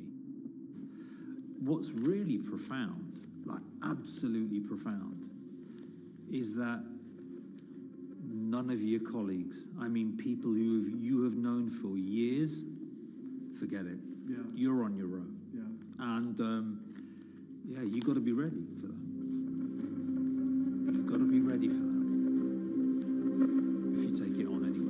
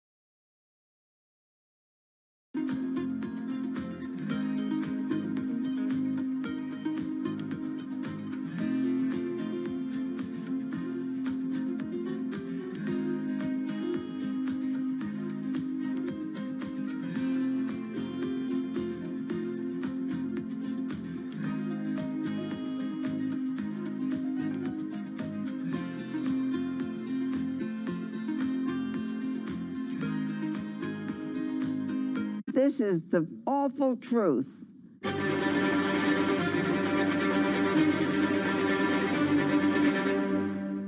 There's always someone in the family that's pushing it.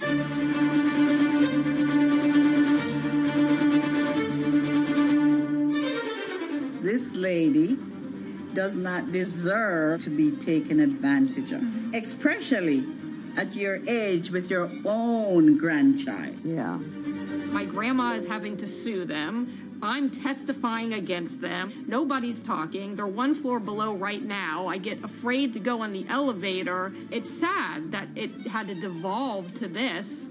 It's like a soap opera to me. It's a very sad thing. It's a family feud. A family feud. Here's a family that, on paper, you would think has the wealth that so many people seek, yet at the end of the day, it seemed to sort of rip everybody apart.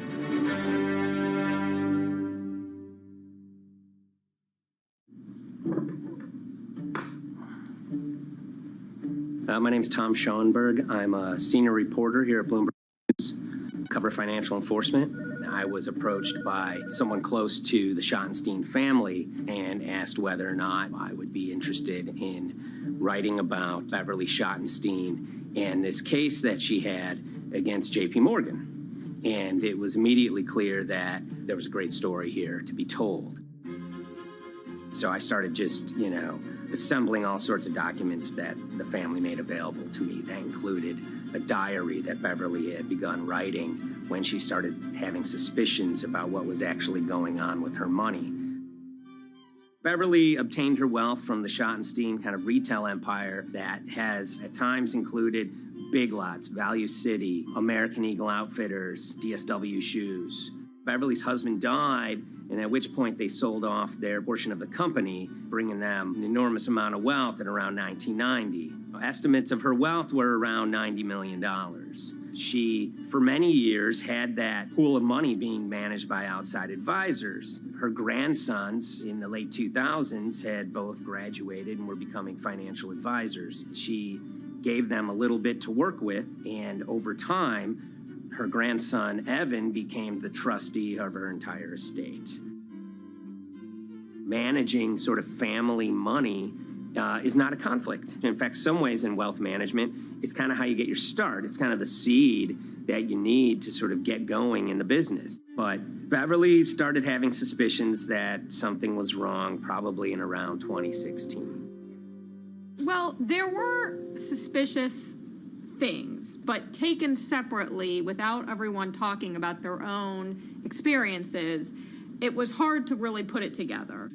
She had written a check to her caretaker, Dawn, that bounced. So she went down to her local Chase branch to sort of find out what was going on. She wasn't getting paper statements in the mail, so she asked them to print out a number of her statements having to do with her checking account and her credit card account. So we went to the bank and asked for the statements. And she got a whole year and going through all of them, page by page by page. And it was there she saw all sorts of charges that she said she didn't authorize or didn't know about. I was becoming very, very suspicious. I was starting to look in the money part, and that's what bothered me more when I saw that money was going. And I was not a big spender. Around the same time, Dawn, she starts noticing Beverly's son, who lived in the condominium below her, came up with Evan with a shredder and started grabbing papers in her office area, including some with JP Morgan letterhead, and just started sitting at the kitchen table just shredding documents over and over. Yeah, they came in one morning. They used to do it in the back. Through the back door, and they brought the shredder inside. And then they went in the drawers in the office and took out all the papers, and they started doing it. I was very suspicious because I know you don't go around and destroying papers. Beverly said that they had done this many times before. That's when she said to me, Dawn, I'm going to write my feelings in this black book. Diary. And it's a diary, and she started writing. Each day she would write a little at a time. Around the holidays of 2018, a package had arrived, a FedEx package, and in it were materials about a venture capital fund based out of the Cayman Islands. Dawn and some other family members take a look at this, and they see that Beverly is signed up for this fund to the tune of $5 million over the course of several years. And that was really the beginning of it. That was sort of the tip of the iceberg when it became obvious that something was going on, that my grandmother really wasn't aware of this fund. You know, Beverly started to panic. She got really upset and called, J.P. Morgan's headquarters in New York and asked for Jamie Dimon. She said she was told someone would call her back, but she says that never happened. She wrote a letter to Evan and Avi, and in there she laid out a number of things that were concerning her: unauthorized trading, the checking account.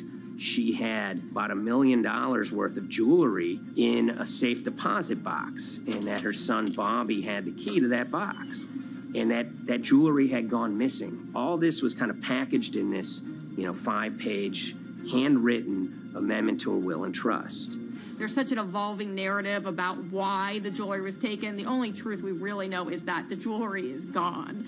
But why it happened, there have been a lot of different stories. You just don't take your mother's wonderful things and hand it out. And they emailed that note to J.P. Morgan to seize all activity on her account. And it ended up setting off a firestorm after that. As soon as they got this email that there was a cease and desist and that she wanted to send her money and change brokerage firms, they were actually vacationing one floor below downstairs. They're there right now. The next day, Beverly's in her place. The granddaughter's still in her place visiting. Dawn is there, and up comes Bobby kind of barging through the door. And he's screaming about what was sent to the J.P. Morgan. They're now investigating them. And he's furious, takes his mother and sort of puts her into a chair, gets pen and paper, and she says physically forced her to write a retraction letter. They were pushing me around. It was a scary time. I was really afraid, too. I had to take her to the doctor, and she did an x-ray because she was in so much pain. The locks had to be changed. The phone number had to be changed. I really thought we were going to have to hire guards to be outside just for protection. Oh, it was terrible. Horrible scene. Beverly brought her case before the Financial Industry Regulatory Authorities, usually known as FINRA. It took several months of hearings. She sees all sorts of transactions that's going on, hundreds of them that she claims that she never knew about, never authorized, but yet were logged in J.P. Morgan's files as having been direct requests from her. That included the sale of a large amount of Apple stock worth several $1 million, as well as all her stock in Big Lots. Over the course of their time with J.P. Morgan, Evan and Avi were making all sorts of trading on her account that was generating millions of dollars in commissions for themselves and the bank, yet she was not sort of getting any of the type of gains that you would expect sort of an $80 million account in a bullish market to be able to get. They issued a ruling entirely in her favor, finding that her grandsons, as well as J.P. Morgan, they were liable for violating their fiduciary duty, misrepresenting themselves, and they also found that the bank and her grandson, Evan, were liable for elder abuse. Evan and Avi, they were fired from J.P. Morgan. They issued an award of about $19 million. I reached out for comment, and J.P. Morgan emphasized that Evan and Avi were no longer with the firm and that their actions do not represent the sort of values of the bank. I reached out to Evan and Avi, heard back from their lawyer saying that, they disagree with the law and the facts that FINRA kind of used to decide the case against them and are seeing if they can have it withdrawn. Her son, Bobby, wrote her a letter, said his sons weren't criminals, and he also admits to taking her jewelry. And he says he needed it to pay off some bad business debts he had. They never once came up to say, I'm sorry. If there had been an apology and some acceptance, and asking for forgiveness from my grandmother, I don't think we'd be in the position that we are now. Since the piece came out, we've received dozens of messages from people, many of whom are telling their own sort of personal tales of, kind of financial advisors gone bad, or family members who got control of an estate and abused, those within. It seems that it's really resonated with a lot of people. I keep, hearing a lot of feedback about Beverly and how, a lot of people feel she did the right thing. You're never too old to stand up for yourself and try to right an injustice. She was adamant that she wanted to stand up for herself, but at the end of the day, they did wrong. It's a painful life lesson. Beverly taught them that you don't mess with grandma.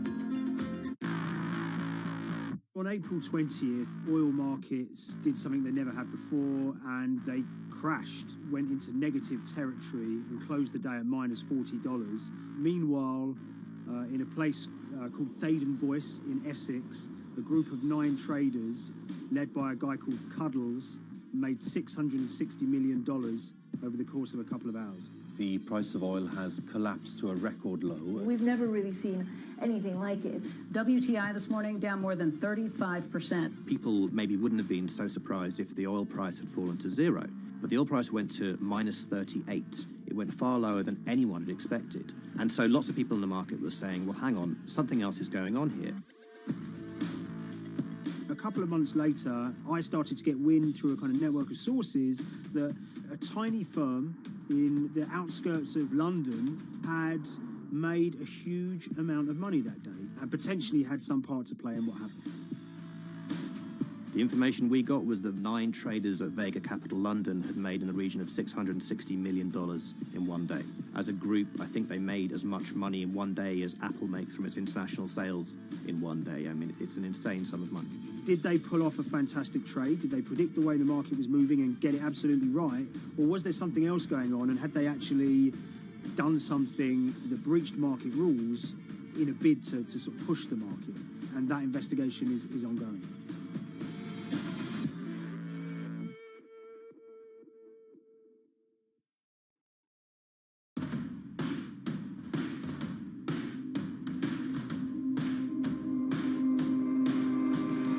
So Paul Commins is a trader who cut his teeth in the pits in the 80s and 90s when everyone had a nickname.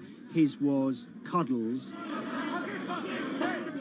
If you can imagine, that was a very sort of cutthroat type of world where people are doing, hundreds of thousands and millions of dollar trades by shouting at each other, giving hand signals, and then sort of scrawling on scraps of paper. The culture of the trading pits in London was very influenced by the working class guys who became traders there. They weren't like the city bankers that had gone before them. They weren't usually Oxford or Cambridge. They didn't wear Savile Row suits. They were ordinary working guys who happened to have a talent for trading. And a lot of them came from Essex. I think it was 400 traders in the pits, and Cuddles in his oil and gas pit was described to us as amongst the top 3. In amongst that, was very successful and made very large amounts of money as a young man. But inevitably, mechanization and the arrival of electronic markets was the kind of death knell for the pits. And in 2005, the IPE closed down. And when the pits shut down, a lot of the traders who worked there lost their jobs or quit or went to work for financial institutions. But Paul Commins decided to start his own trading collective out in Essex. Some of them are ex-pit guys, cut from the same cloth as him. Lots of them are actually sort of in their 20s, and they're his, drinking buddy's son, or they're his own kids' friends from football. They're young lads, hungry and ambitious, and he brings them into the fold. And fairly shortly, he's got, maybe a dozen or so traders that they're independent, let's be clear, but they're all part of this collective.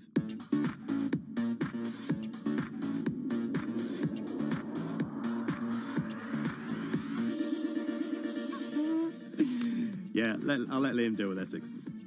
I am from Essex, so I feel like I'm free to, to get into this. Sweet, as they say. If you were to ask someone in Britain how they would imagine a kind of Essex person, they would see someone who's maybe slightly flamboyant, with a sort of Cockney accent, a sort of Guy Ritchie-style accent. Not afraid to splash the cash, but it's probably pretty bright and has done well for themselves. Don't even make sense, does it? But, these guys, they drove around very nice Rolls Royces and Bentleys. They went to places like Marbella on holiday. Thaden Boyce is a very wealthy place. You have to have considerable income to be able to afford to live in that village. It's a really nice place to live, and it's 20 minutes tube ride away from the city. Earlier in the summer, we have this lead, which is that there's this tiny firm called Vega Capital London, and they were the biggest winners from the biggest oil crash in history. Anyone that covers markets is going to be surprised about that. You're thinking your BPs of the world or your Glencores, but it's this tiny firm. And one of the big challenges that we had was actually finding out who worked with Vega Capital. It wasn't immediately obvious, and at first we had absolutely no idea. If you go to the Vega Capital website, it says it's under construction. If you do basic online searching, it's very difficult to find anyone who's publicly connected to the company. So inevitably, we're incredibly curious at this point. Like, who the hell are these people? The more reporting we did, the more it became clear that this group were connected socially as well as professionally. They went to weddings together, they played golf together, they would go on holiday together. We found out that a number of them were members of the West Ham Supporters Club in London. A few of them started companies together, so you could see all the connections between them and start to see a distinct group emerging. And it really just was this kind of shock that, this wasn't just like a hedge fund or a firm you'd never heard of. This was actually a group of buddies who all had the same experience on this day and had all made a huge amount of money. So if you're an oil trader, there's a number of different ways you can trade, and probably the most popular is WTI futures contracts. And it's basically a contract that says, I'm going to buy 1,000 barrels of oil from you at this point in the future, or I'm going to sell 1,000 barrels of oil to you at this point in the future. It's actually just a financial contract to gamble on to predict whether oil is going to go up or down. On the 20th of April in Essex, there had been signals for a while that this was going to be an exceptional day in oil markets. And we know that some of them arose early and started their trading in the early hours of the morning while it was still dark outside. Essentially what they were doing is buying contracts that gave them an obligation to buy oil at whatever the price ended up at 2:30 p.m. So they're basically placing a bet that oil was going to fall throughout the day. But they're simultaneously selling lots of oil as well. And whether they make a profit and how much profit they make is the difference between what they buy the oil for and what they sell the oil for. Now, of course, we now know throughout April 20th, the price dropped and dropped. So this is going very well for them. They are committed to selling oil at these prices, and the prices are continuing to fall, which means they're going to be able to offset it and buy oil at cheaper at the end of the day. Now, once it gets to kind of 1:30, 2 p.m., that's when things start to get really interesting. Suddenly there's a kind of influx of buyers and sellers, as desperation increases in the market and trading volumes go up. Now at 2:08 p.m. exactly, something bizarre and unprecedented happened, which is that oil passes into negative territory. And it fell to a record level of minus $38. We've never seen anything like it, period, in terms of the contraction of the global economy. That huge gulf between what they were buying the oil for and what they were selling it for enabled them to make more money than they ever thought possible. So their profit was the difference between minus 37 and all of these positive numbers on every contract they sold. The price of crude briefly hit minus $37 a barrel. For one group of traders operating from a small office, it was a very, very profitable day. It's important to remember this had never happened before in the history of oil trading. No one could have predicted it. I can't think of another example of where you enter a trade and you get paid on both sides. You get paid both to sell and to buy. It's unthinkable. One thing we know about the Cuddles Trading Arcade is that they were very comfortable taking large risks. And, you have to be clear, this was a large risk. Yeah, we spoke to oil traders, both people that know these guys and people that don't, and they all say that this is, incredibly risky. And that's actually what stops a lot of oil traders doing trading like this. They simply aren't willing to stomach the risk. But Cuddles and his friends were. So when the kind of final calculations came down, the group of the 9 most profitable traders made $660 million or thereabouts between them. I mean, if you can imagine, I think 3 or 4 of them made in excess of 100 million each.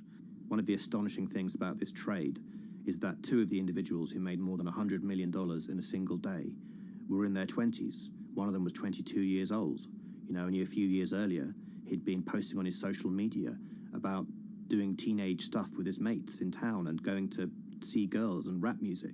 And here he is a few years later making $100 million in a single day's trading. When me and Liam discovered that, we couldn't believe it. We couldn't believe what we were seeing.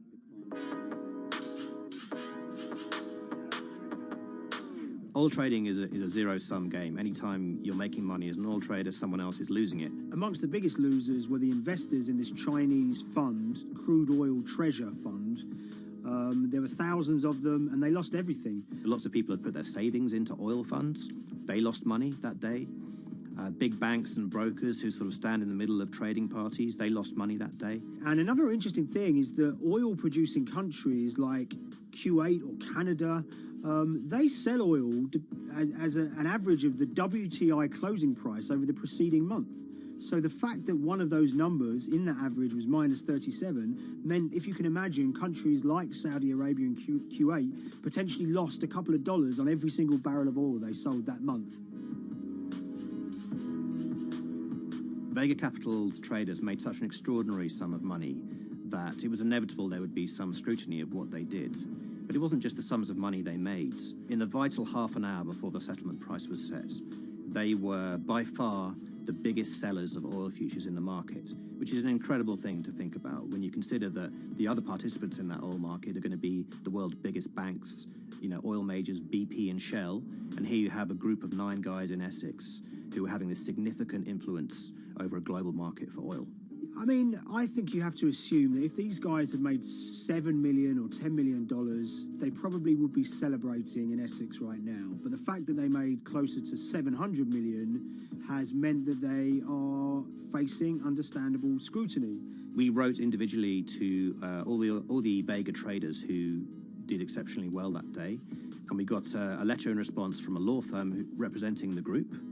And the law firm was at pains to point out, number one, that they haven't been accused of any wrongdoing, that they all traded independently and separately, and they'd basically all made up their own minds that this was what was going to happen in oil markets based on publicly available knowledge, and decided to execute this trade. What I love about these stories is there's a real variance of opinion, and some people will look at what happened and think that must be dodgy. They all traded at the end of the day. They all made a huge amount of money while all these people lost. That's shocking. But lots of people say these guys are at acute disadvantage. They're in a market that's inhabited by, huge technology-driven funds and firms and oil giants that have got all the advantages in the world, and when you get a bunch of Essex geezers who essentially beat the market and find a way to make a huge amount of money, they should get a pat on the back, really, because that's the dream. Since this happened, a lot of the guys have stopped trading the monthly settlements that they've done so well at in the past. Several of them have set up new companies. They've essentially gone very quiet. Any kind of social media presence they had has kind of closed down. By all accounts, they're, waiting this out.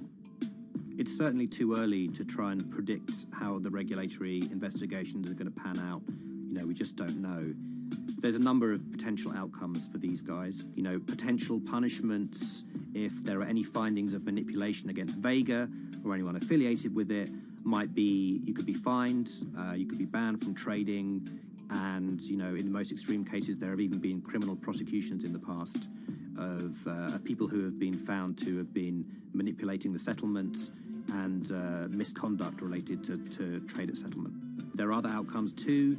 One obvious one is going to be they're able to walk away from this life-changing trade with all the money that they made and celebrated as heroes in the trading community. That they'll go down as legends.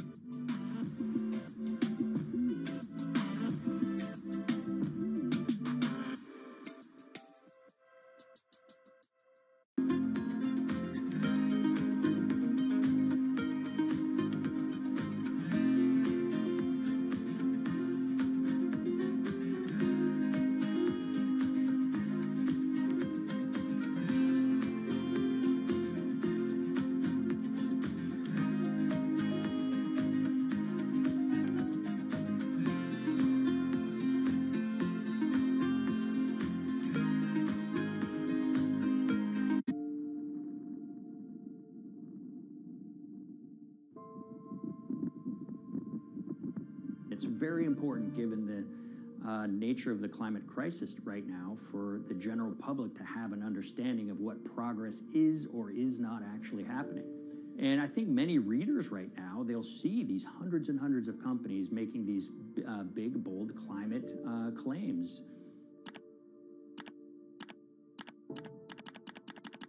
And they would be forgiven to think that we're well on our way to meeting the emission reduction trajectory we need to be on. And the reality of the matter is we're just not on that trajectory. And a key reason for this sort of disconnect is the use of offsets that aren't doing what they claim to be doing.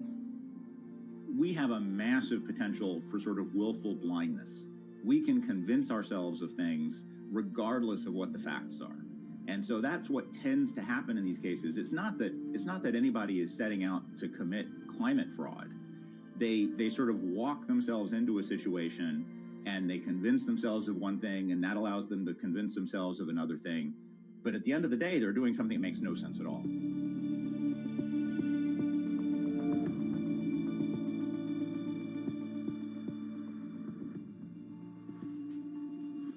My name is Ben Elgin. I wrote the story about how the billion-dollar market for carbon offsets is setting back the fight against climate change. So one of the challenges in reporting on carbon offsets and trying to figure out what's going on is really finding good experts who have been steeped in this marketplace and are willing to candidly talk about it. One of the best people for this is a fellow named Mark Trexler, and I've been talking to him for more than a decade. My name is Mark Trexler. I've worked in climate change for the last 30 years. I was actually hired by the World Resources Institute in Washington to work on the first carbon offset project in 1988. In terms of defining a carbon offset, one of the beauties, so to speak, of greenhouse gases, sort of the silver lining of greenhouse gases, when you put up a molecule of CO2 into the atmosphere, it can be anywhere in the planet in 7 days. And therefore, if there's an option to reduce emissions on the other side of the planet, and you can do that very cheaply as compared to doing it in your factory, for example, then why not pay that person, that factory on the other side of the planet to reduce their emissions? Then you are, in a sense, offsetting your emissions, and the atmosphere doesn't really see your emissions anymore. So carbon offsets have been around for quite some time, and they were actually key with these international climate agreements, such as the Kyoto Protocol, which mandated the wealthiest countries reduce their greenhouse gas emissions. The treaty was signed on the 11th of December, 1997. Decided. The business community in general saw carbon offsets as a huge opportunity to comply with whatever policies and measures might be coming down the pike on climate change much more cost effectively. We've seen a huge surge in companies making big proclamations about how they're going carbon neutral or zeroing out all of their carbon emissions. We're going to reduce our carbon footprint to net zero. Unilever is committing to net zero emissions. We can achieve a net zero emissions world. We began looking at these corporate claims of dramatically reduced emissions, and we noticed so many of these companies were using carbon offsets to achieve these aims. And as we began to look at the carbon offset projects themselves, connection lost. What we found is that the environmental benefits claimed by these companies are not actually what they seem to be.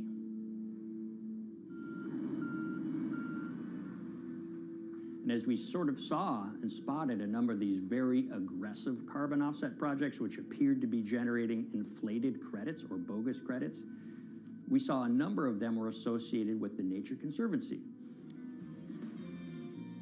This surprised us. The Nature Conservancy is the world's biggest environmental group.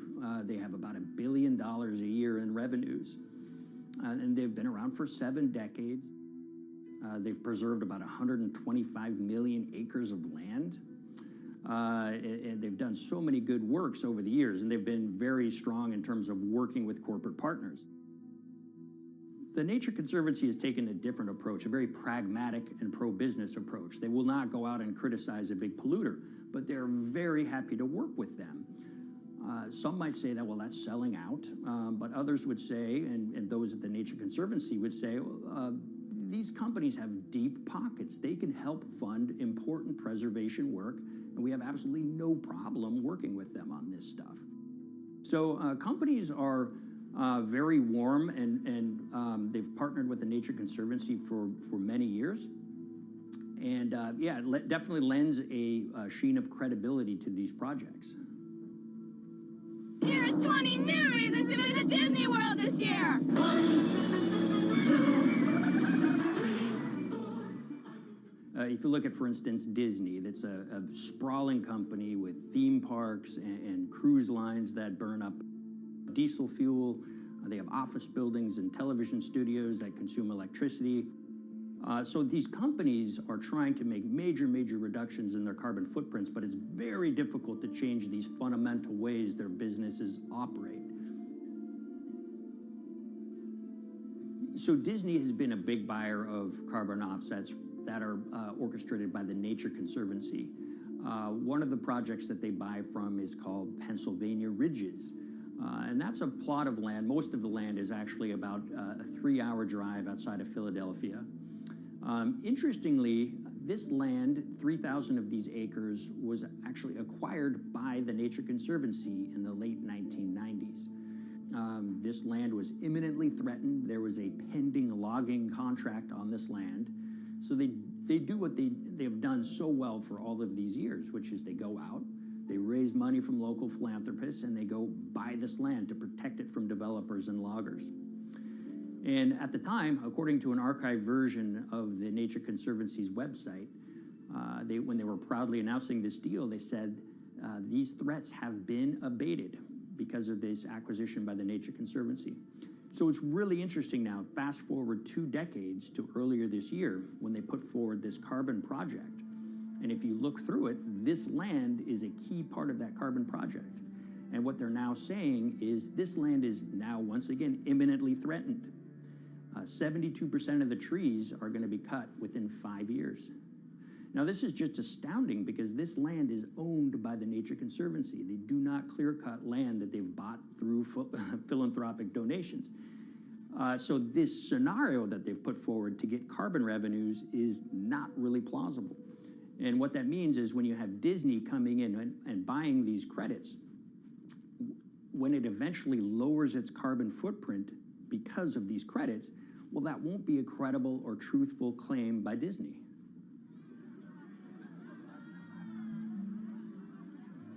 So this is an organization that truly understands the threat of the issue of climate change and is wanting to do its part to address this. However, in this situation, it just appears their drive, which they've had for decades, to increase the amount of revenues that it can use for land preservation work, Nature Conservancy and many others see that the carbon credits as a pot of money that they can tap into to further their own benevolent aims. But unfortunately, what this has resulted in is claims of climate progress that just aren't really happening. So the Nature Conservancy defends vigorously these deals, and they and others will say, look, our projects are just following the rules that these registries set up. So some would also put some of the blame on the registries themselves because they're setting up the rules which allow these vapid projects to get up and sold. So we've reached out to all of the companies we mentioned in this story, including Disney. They didn't want to be interviewed for this story, but they all told us that, look, we have to rely on the experts out there, and those experts, they say, are these carbon registries that have been set up. Most of these Nature Conservancy deals are set up and sold on this exchange. It's called the American Carbon Registry. Now, it's the oldest of these registries that allow voluntary carbon credits to be sold. They've been around since 1996. What these offset registries do is they set up rules, and any carbon offset project has to follow those rules. But there's this tension that's always there. If the rules are too strict, then it's going to be very hard for carbon offset projects to get up and running.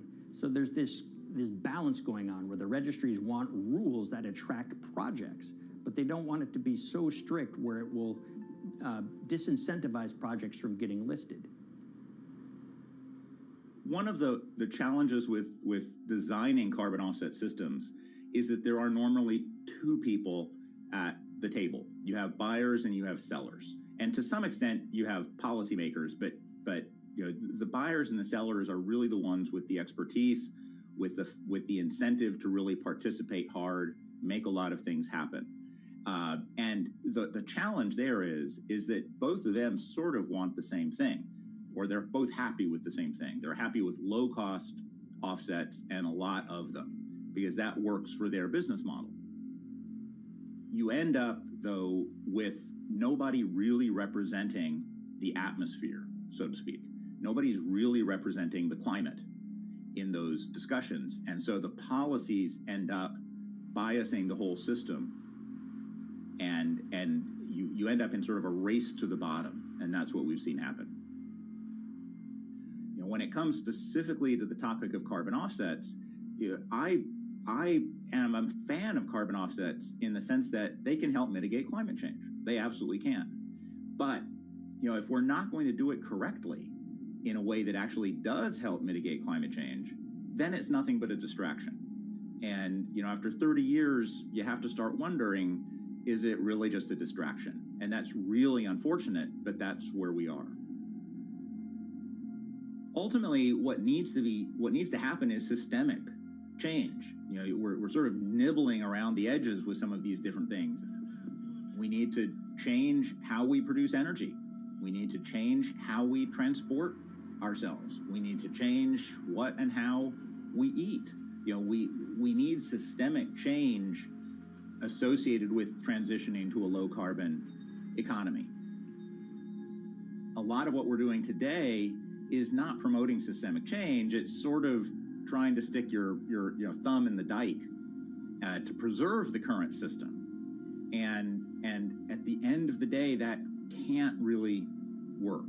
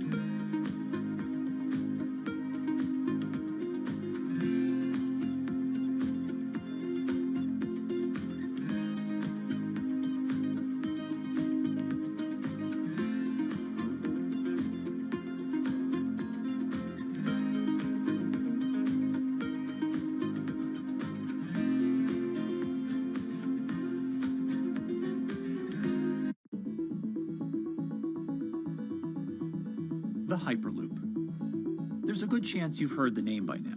This is the Hyperloop system. It can take people hundreds of miles in minutes.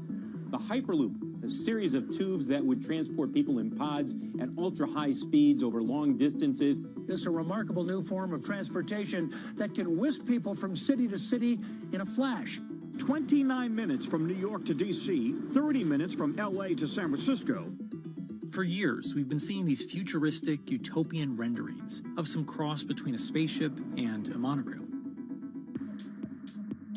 But lately, the Hyperloop is becoming much more real. Yes. It was surreal to be even sitting inside a Hyperloop, and just even more incredible to actually be like riding down a track in something that was nothing more than a crazy idea 6 years before. Companies all around the world have been developing and testing the technology needed to propel passengers at speeds of over 1,000 kilometers per hour. But for many, speed is only the first step to unlocking the full transformational effects of a new mode of transportation. Fast is what we just sort of take for granted in the Hyperloop world. It's the network effects that really deliver the benefit. And that opens up a completely different scale of economic opportunity.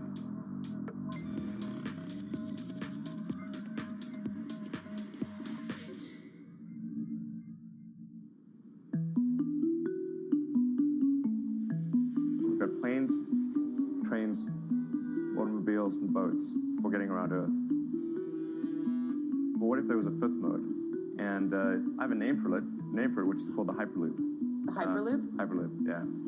In 2013, while riding high on the growing success of Tesla and SpaceX, entrepreneur Elon Musk released a white paper outlining the basic framework of the technology he called Hyperloop. The basic idea goes a little something like this. A tube reduces the air pressure to a near vacuum-like environment. A Hyperloop pod is then suspended in the tube, usually by magnetic levitation. The whole pod can then be propelled forward. Because there's no traditional friction sources like air resistance or rolling friction that would push back against the pod, the Hyperloop is able to move at incredibly high speeds and do so fairly efficiently. Despite its futuristic name, however, the general concept behind Hyperloop is actually pretty old. In fact, New York City's first attempt at an underground public transit system in the 1870s was based on a similar principle. The pneumatic transit system was short-lived, however, only stretching one block and topping out at a rather leisurely 10 miles per hour. While Elon would make some 21st century improvements to this concept and bestow a very 21st century name, he wouldn't end up pursuing the technology itself, instead electing to focus his efforts on something a little bit deeper, literally digging the requisite tunnels via his boring company. It would take another billionaire industrialist who dabbles in spaceflight. No, wait, not that one. Yeah, that's the one. After Richard Branson would make a large investment in the company Hyperloop One, it would be renamed to Virgin Hyperloop. What we've always been trying to do as a company is show that this technology could work, that it could be made safe, and that ultimately it's something that's happening in the next couple of years, not the next 20 years. Josh Geigel is the co-founder and CEO of Virgin Hyperloop. In a familiar tech startup story, he's seen the project go from a garage to a large-scale testing facility outside of Las Vegas. So we started building the first kind of Hyperloop system in 2016. We've done a lot of work, about 500 tests that we've done on that over the last 5 years. And what we realized that we need to do is take that technology, show that it can be commercial, so drive the cost down, improve the efficiency, improve the performance. But the key thing is, is actually making it approachable and safe for individuals. In order to do that, Josh, along with Virgin's head of passenger experience, Sarah Lucian, bravely volunteered to take the inaugural ride. What her and I were realizing is we're the first two people sitting in a Hyperloop. The only type of people that have gone through this environment are in spacesuits, and there we are in just normal clothes because of the system, the safety of what we've designed. 3, 2, 1, launch. And then once we started going, you felt a bit of acceleration. We accelerated a little bit harder than we would in commercial, be like a sports car. Yes. We got up to about 108 miles an hour on that test. And it's a short run, it's about 500 yards or so, and came to a stop. The test, lasting only about 20 seconds and covering only a quarter of a mile at just over 100 miles per hour, is a long way away from a true functioning Hyperloop. But as for optics, it's a crucial step for the future of funding. The number one question we got from investors or from project proponents or just people in general was like, is a Hyperloop safe? And what better way to show something is safe than by actually getting people on it? But convincing investors and governments that would likely be fronting some of the construction costs for an unproven technology is no easy task.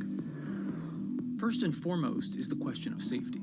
Most people don't know how an airplane works, but yet they get on an airplane. They get on an airplane because, it's faster than driving, and most importantly, they've probably gotten off of one before, they've seen someone get off of one before. And so what we set out to do was actually show that Hyperloop could be safe with two normal people, not astronauts, not adrenaline junkies or test pilots or anything like that. Two normal people getting on a Hyperloop, and then most importantly, those two people getting off. But beyond safety concerns, constructing Hyperloops will undoubtedly require a significant capital investment to the estimated tune of around $60 million per kilometer of track. So a track from San Francisco to Los Angeles, for example, is likely to come with a price tag over $10 billion. And before large governments are willing to come in and front those costs, investors who are funding Hyperloop development must accept it as a long-term mixture of technology and infrastructure investing.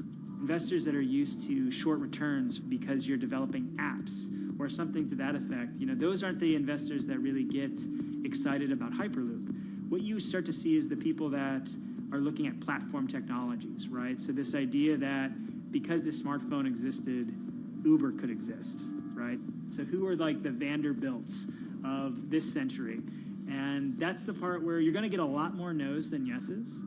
But those people that have the ability, the fortitude to stick it out, to see the game-changing platform here, those are the people that we're looking for.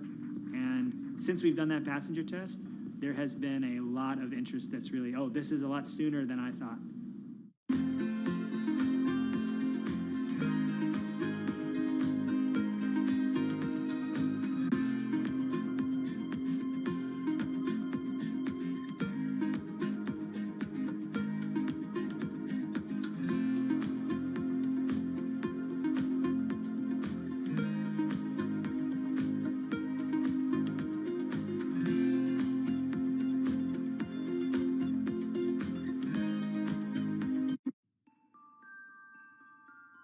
Envisioning the ripple effects of what Hyperloop could achieve, though, is fairly challenging at this stage of development. It's fast, yes, but for point-to-point travel, traditional maglev trains can move pretty fast as well.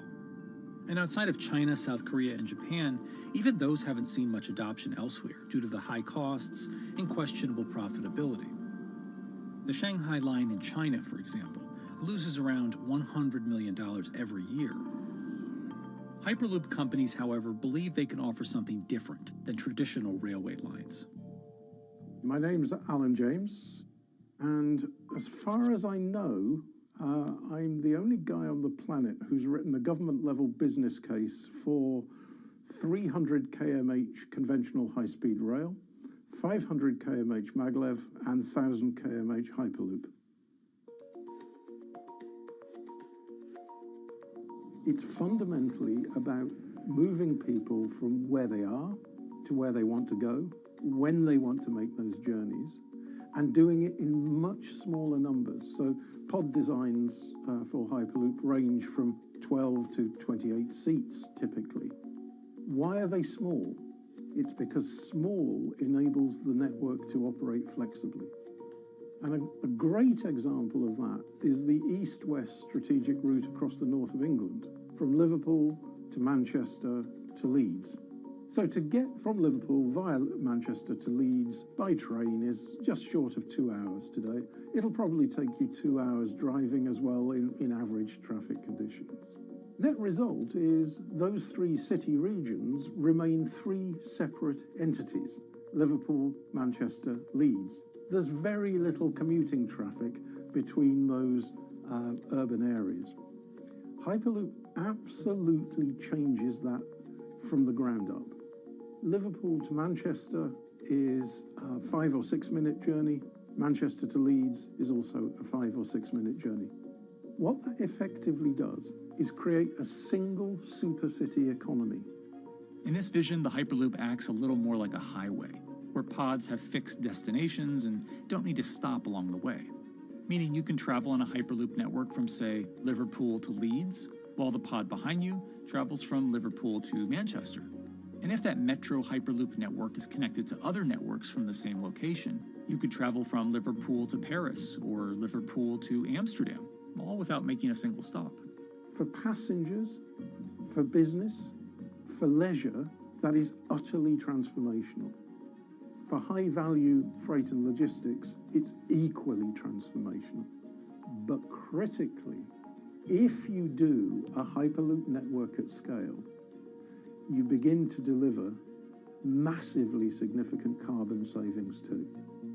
A multi-regional Hyperloop network could become a replacement for both short-haul passenger and cargo flights and traditional ground transportation, both of which are significant carbon producers. One Hyperloop-connected distribution hub, perhaps at an airport that is predominantly used for international air freight, replacing maybe 10, 12, 15 distributed road hubs. It takes a lot of polluting and inefficient truck haulage off the roads. That itself means roads gain extra capacity. Hyperloops will still need to use electricity to both move pods and maintain the near vacuum environment in the tube.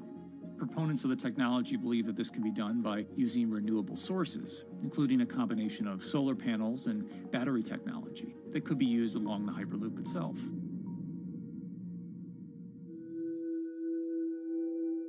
But even with all multipliers of time and carbon emission savings that a Hyperloop network may provide, the investment capital required to actually build such a network becomes even more economically and politically daunting. Committing doesn't mean spending billions on day one. Committing means, how do we phase it?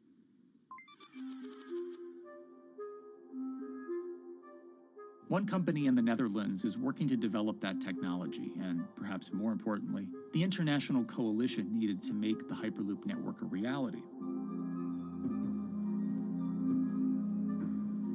So we are here in Europe's first full-scale Hyperloop test facility, where we can already prove every conceptual technology of the Hyperloop. This is Tim Houter, a co-founder and CEO of Hart Hyperloop, headquartered in the city of Delft. And while this testing tube might not seem as large as others, inside is a key technology to create the on- and off-ramp type infrastructure of a Hyperloop network. That is, a lane switch. That's something we can already test here. You can actually see it here, that the track is diverging from one track into two. That makes it possible to eventually split up the Hyperloop track in two sections. And in that sense, you can create a complete Hyperloop network. But in the end, will make it possible to travel, for example, over a whole continent. Take Europe, for example, with the same ease as you can now travel with a metro in a city. The nice thing about this magnetic levitation system that we've developed is that there's absolutely zero moving components in the track. So, for example, if you have to do a lane switch, all you do is that the tube basically splits up, and statically the tracks also split up. And whenever the vehicle enters a switch, it either pulls itself to the right with its magnets, or it pulls itself to the left with its magnets.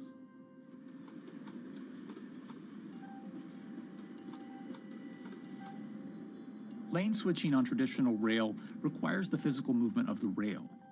Even modern magnetic levitation tracks use lane switching techniques in order to transfer trains from one track to another. And this is a very crucial element, because this is the thing that limits the capacity and, in the end, the usefulness of the rail network. Because the moment that a track is switching, that means that at that moment you are creating an unsafe environment for the trains behind it. So you need a lot of space between trains. But in a Hyperloop, because you have no moving components in the track, all the vehicles can be much closer to each other. You can achieve a very high frequency and basically have your vehicles moving and merging in and out of the network very much like a highway. For now, though, Hart's physical testing has been limited by the size of their tube.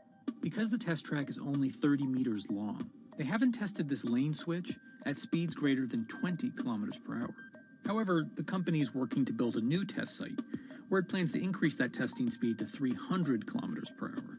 We're now in a phase where we have proven most of the most important technologies in the test facilities that we already have.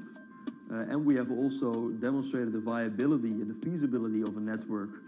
If you look at all the subsystems that it consists of, most of those are proven systems, already demonstrated in lab conditions. So we don't really believe that the technology itself is going to be the biggest challenge. Because for all Hyperloop companies out there, actually building a Hyperloop system requires more than just a good product. We're talking about the safety aspects, we're talking about integration into the environment, we're talking about the social aspects. Do people feel comfortable traveling in such a system? So it's about all these different aspects, and the complexity is really getting all the different stakeholders that are relevant and that do need to contribute to bring this to market, to get them all following the same roadmap.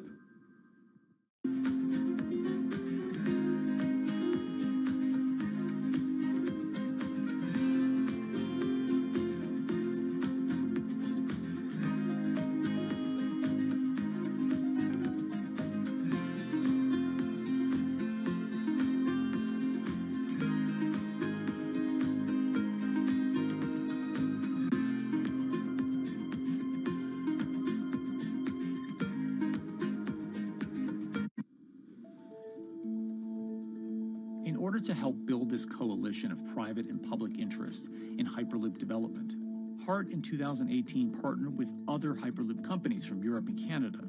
The goal was to define, establish, and standardize the framework to regulate Hyperloop systems. Right now we are working with all the Hyperloop developers together in setting up the first, let's say, structure for starting the standards drafting. One of the most important goals for HART is interoperability, which is essentially making sure the different systems can communicate with each other.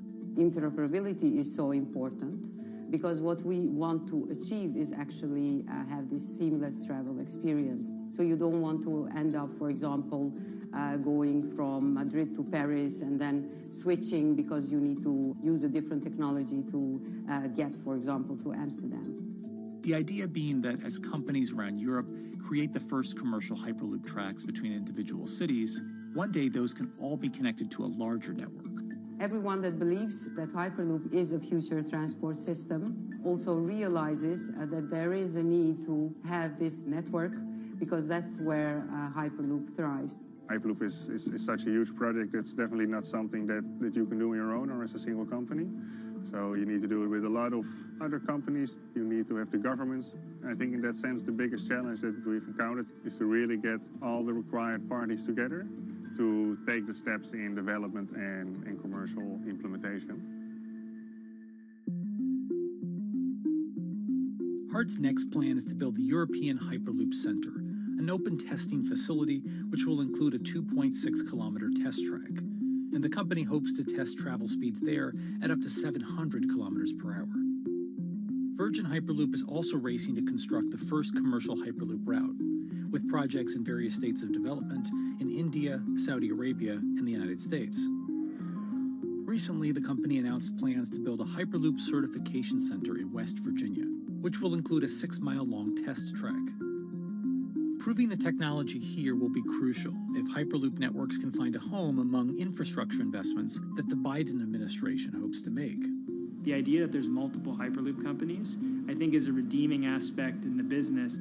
People really want to see something happen, so having multiple people move forward is good for that. I was struck when Josh and Sarah rode the pod. 2 or 3 of the major outlets used the phrase, "We now have a new mode of transport." And although all of that technology had existed before those 2 human beings rode it, it was the moment at which those 2 human beings traveled that short distance down the tube that in popular imagination, Hyperloop became a mode of transport. The metaphor I use with my team is that, the Wright brothers were first, but none of us fly on Wright Brothers Airlines anymore. If you don't continue to innovate, you're not going to be around, and so we'll continue to be at the forefront of building Hyperloop. Back in 2013, Elon had an idea. I think the difference now in 2021 is some brilliant engineers have spent real time grinding out the details. And I thoroughly expect the next 3 to 5 years to be decisive.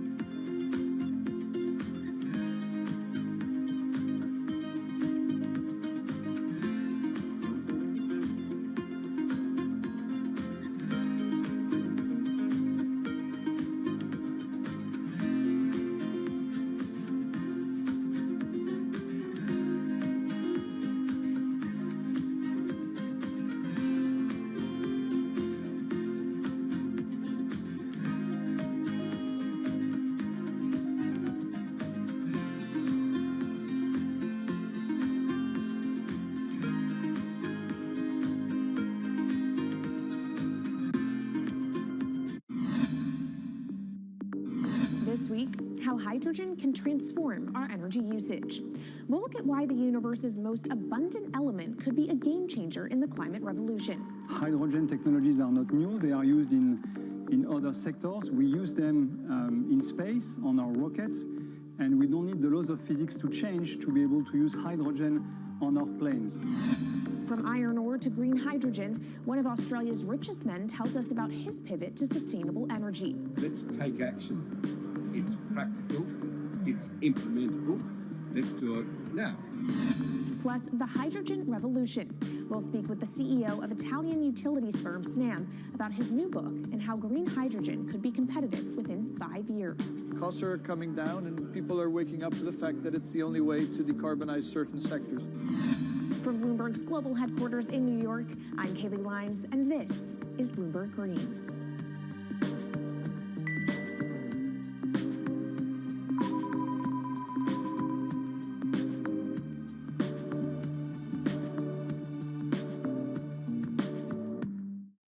It's a new year, so here at Bloomberg Green, we're highlighting new solutions in the fight against climate change.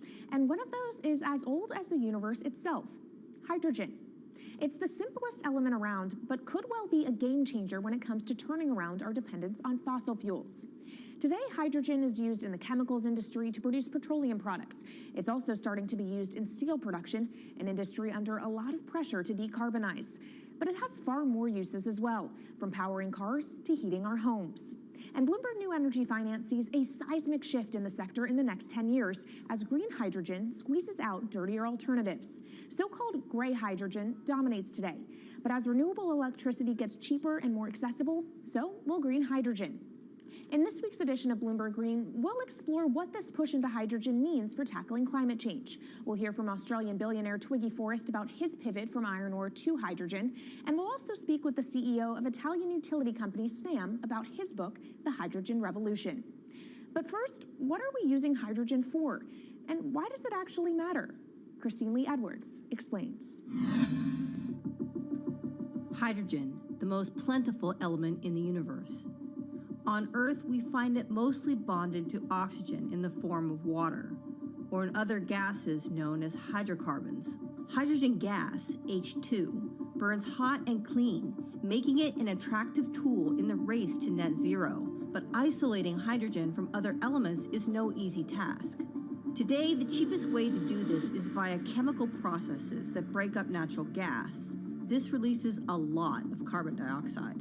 Another method is to use electricity to split water molecules in a process called electrolysis. Although there is no carbon byproduct, a lot of electricity is needed. And if this power comes from burning coal or gas, it negates the zero emissions goals of using hydrogen to begin with.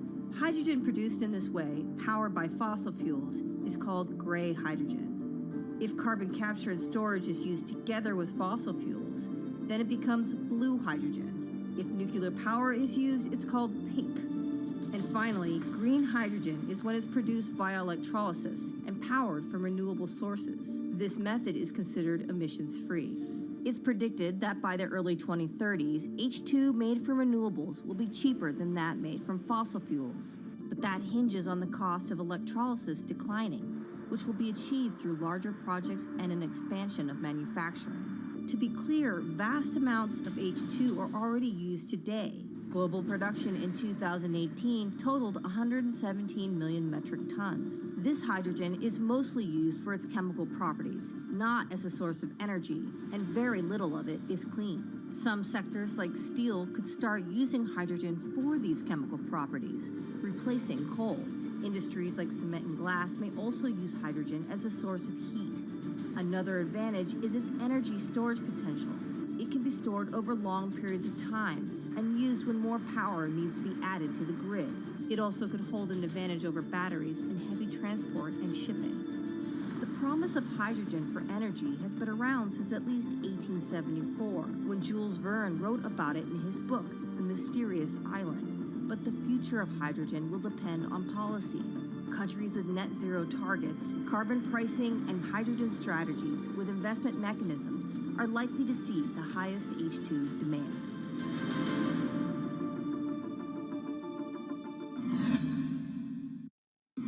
That was Bloomberg's Christine Lee Edwards explaining what hydrogen means for the energy transition.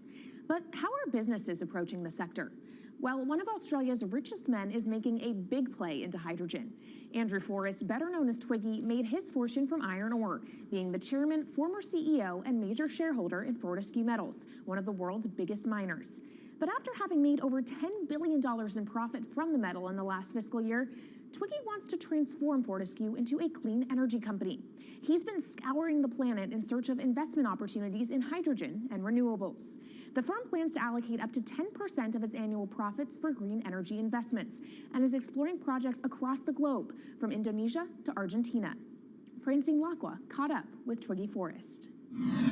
There's only one type of clean hydrogen, all the rest is dirty. Yeah. That is green. If you just say green hydrogen is clean, the rest is dirty, then you've actually nailed it. And, you know, anyone else who produces any other rubbish, any other argument, just look them there and say, why is global warming accelerating if anything you're saying is true? And then you'll know, actually, it's greenwashing. Yeah, but there's a lot of greenwashing because I keep on being told it's a transition. We can't just, make the transition at a click of a finger. So what are we doing wrong? What can we do better? I don't remember the personal computer having to transition the typewriter. I really don't remember that. I don't remember the smartphone having to transition the pocket calculator and the old landline. You know, its transition line is complete rubbish. The lie got put to it 2 days ago when JCB, a really loved British company, every right for the country to be proud of JCB, and Fortescue, holding a bit of a similar reputation, fantastic track record, everyone's done super well from Fortescue, huge balance sheet, super strong. When those two companies got together and agreed a $7 to $9 billion US agreement per annum, right, then that's a real wake-up call to say, hang on, green hydrogen is obviously commercial now. You know, every other form of fossil fuel hydrogen, you know, it can compete with it on price, it can probably lose on price, but what we know, it is cooking the planet. And only green hydrogen zero methane, zero carbon in the supply chain. Don't worry about the molecules in the supply chain. But at the moment, we're not even phasing out coal, if you look at the G20 communique. So we have a long way to go to talk about only using green hydrogen. Yeah, so look, I have a call, which I'd like to make now, that the world should not fund any more coal-fired power stations, coal mining projects, ever. We should wind them down as quickly as possible because they are cooking the planet just like grey and blue hydrogen is cooking the planet. Yeah. You know, hydrogen, which is not made from renewable electricity, is releasing 10 to 16 times more carbon, let alone the methane, which is worse, than it is hydrogen. So we've just got to stop doing things which are self-harming under the guise of greenwashing. So why are leaders so slow? Even if you look at the appetite for ESG investments, they're growing exponentially, so are emissions. So where are we allocating capital? Okay, so take the recent G20. There's probably a reason why there wasn't strong action coming out of the G20 because people were not aware that major transactions between large companies were taking place now on green hydrogen, that actually this pollution-free all the way to the supply chain fuel is now being transacted at multi-billion-dollar scale. If they'd known that, I don't believe any sovereign leader or any energy minister or climate change minister could not take ultra seriously that green hydrogen is now here to stay. It's broken through. History has been made. It will never go back. Okay, what is the one thing that you would tell leaders today and business leaders? How do we transition faster than what we are now because we're at real risk of missing our targets? Oh, so that's really simple. You stop funding, you stop subsidizing, you stop using money into fossil fuels. It could be carbon sequestration, it could be fuel rebates, could be anything. Hundreds of billions of dollars getting ashed while we ash the planet on fossil fuel subsidies.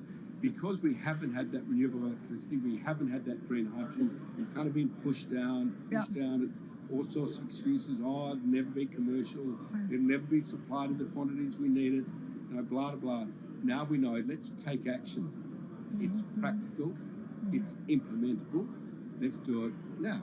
Okay, if we do it now, is there going to be a shock to the energy system? Is there going to be a shock actually to economically? And is it worth, you know, not talking about transition, just going from A to B? Yeah, it's a fantastic question. A to B is the solution. Let fossil fuels do what fossil fuels do. Just burn their coal, burn their oil, burn the gas. At least they're pumping up carbon and methane into the atmosphere, honestly. Well, not that honest because they don't measure methane, which is 90 times worse than carbon. But at least the carbon is being done honestly. Encourage the green hydrogen sector to come in really fast. Okay, it's there. There's renewable power all over the world. We now know how to make electrolyzers much cheaper, like 25% of the original cost. We know how to do that now. We don't have an excuse to get into it. Does it need to be cheaper than oil and fossil fuel for it to be viable worldwide? Well, right now it is. Okay, so let's just swallow that bit of financial data. Right now it is cheaper, and it's getting more cheap. It's the only fuel you know of which is declining in value. You don't have enough of it, right, to power the world. Yes, that's only because we haven't had policies to support it. If we had policies to support it 5-10 years ago, it would be everywhere. You'd see the global warming budget start to come down. Now, we've got 5 or 10 years to make a huge difference. I need policy leaders all over the world to appreciate now, okay, big business is transacting with green hydrogen in multi-billion-dollar agreements. We now know it's here and it's here to stay. Let's spread it everywhere. Coming up on the program, the hydrogen revolution. We'll speak with the CEO of Italian utility firm Snam about his new book and why he thinks green hydrogen will be competitive in just 5 years. Plus, how are airlines working to become more sustainable? We'll look at how Airbus plans to step up in the climate fight. This is Bloomberg Green.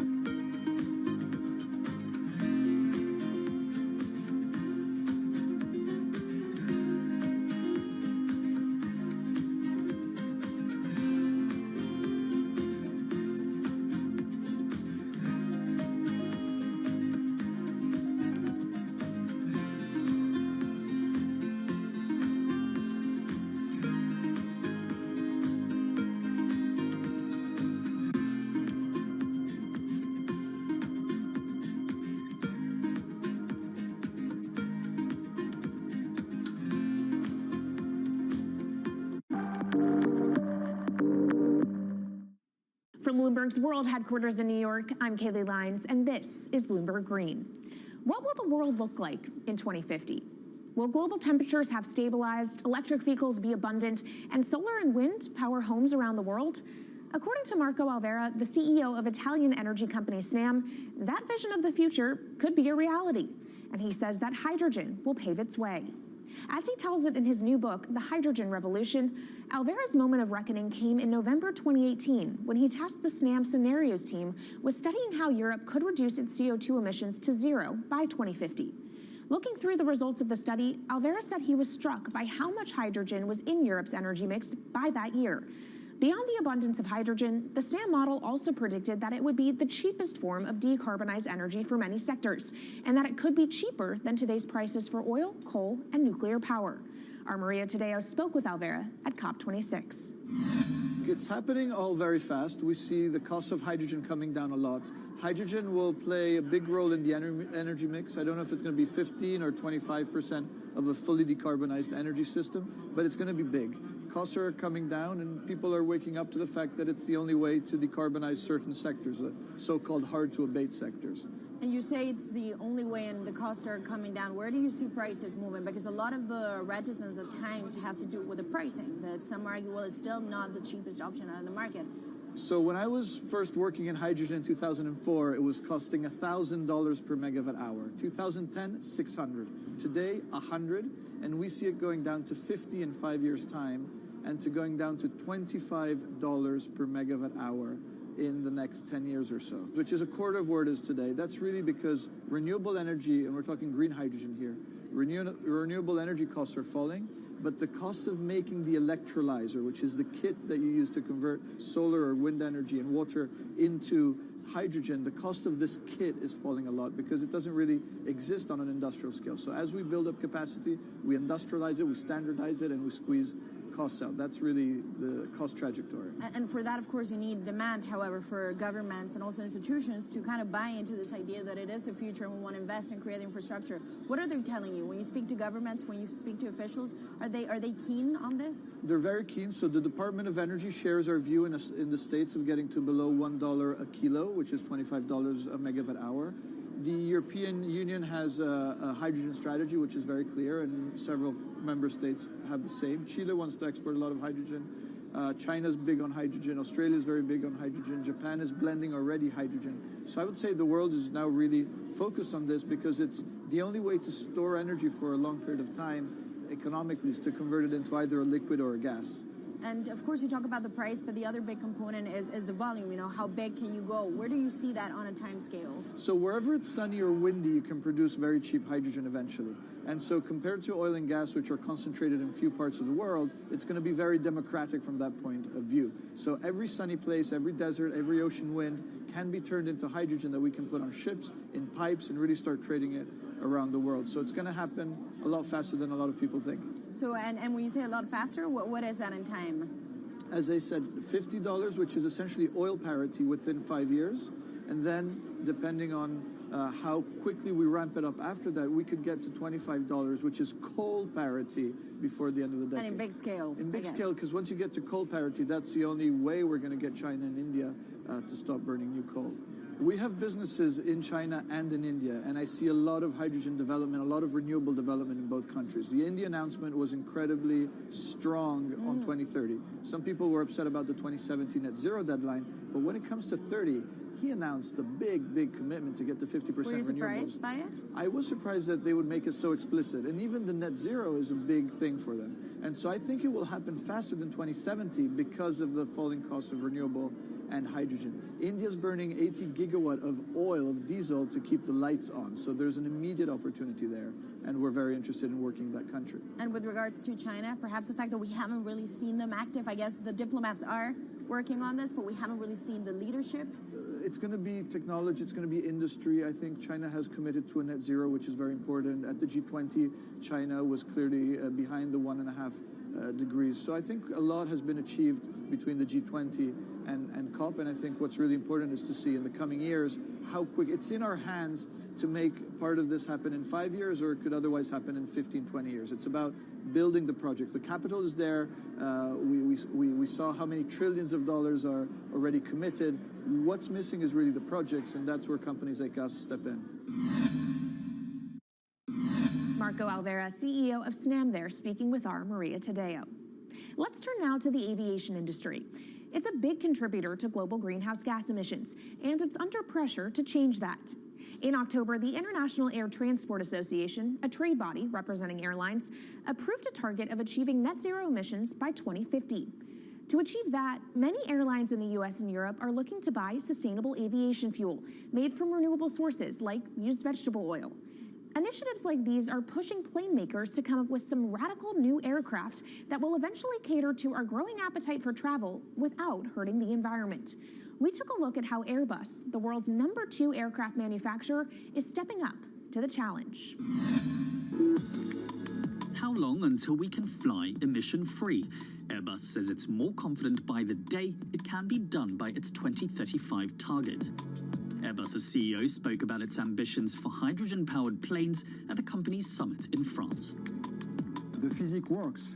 Hydrogen technologies are not new. They are used in other sectors. We use them in space on our rockets, and we don't need the laws of physics to change to be able to use hydrogen on our planes. So every day we become more confident, but we think we need to have a plane, we need to have the right fuels, the hydrogen available in the right quantity at the right place at the right time, and we need the regulations to be ready. So we really need the work and the collaboration of many people around the globe to make it happen on time. But it could be a long wait until green passenger jets go mainstream. Larger aircraft with more than 150 seats are not expected to feature globally until about 2050. That means manufacturers and airlines today are under growing pressure to ramp up short-term innovations to cut their carbon. In the long term, meeting the ambitious plans for so-called green hydrogen means building a giant industry almost from scratch. To make that happen, British airline EasyJet is among those saying governments need to get involved and fast. Aviation's emissions over the last 3 decades leading up to the pandemic grew by about 80% to over 1 gigaton, and that's projected to double by 2050. According to Bloomberg NEF, about half of the airlines with the largest global market share have set net zero targets by that same date, nearly 3 decades away. Coming up, from blue sky projects to the bottom line. We'll speak with our Bloomberg NEF expert Meredith Annex and dig into their models about how hydrogen fits into the future energy mix. This is Bloomberg Green.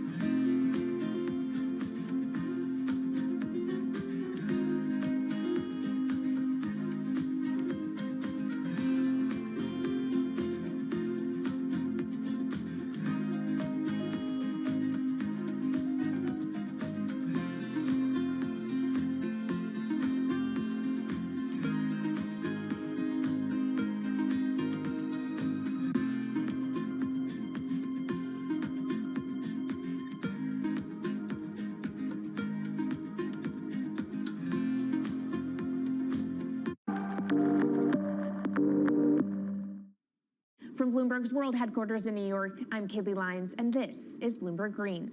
Now let's bring in Meredith Annex, our Bloomberg NEF hydrogen specialist, to talk more about how hydrogen could change the energy landscape. So Meredith, what place do you think hydrogen is likely to have in the future energy mix globally?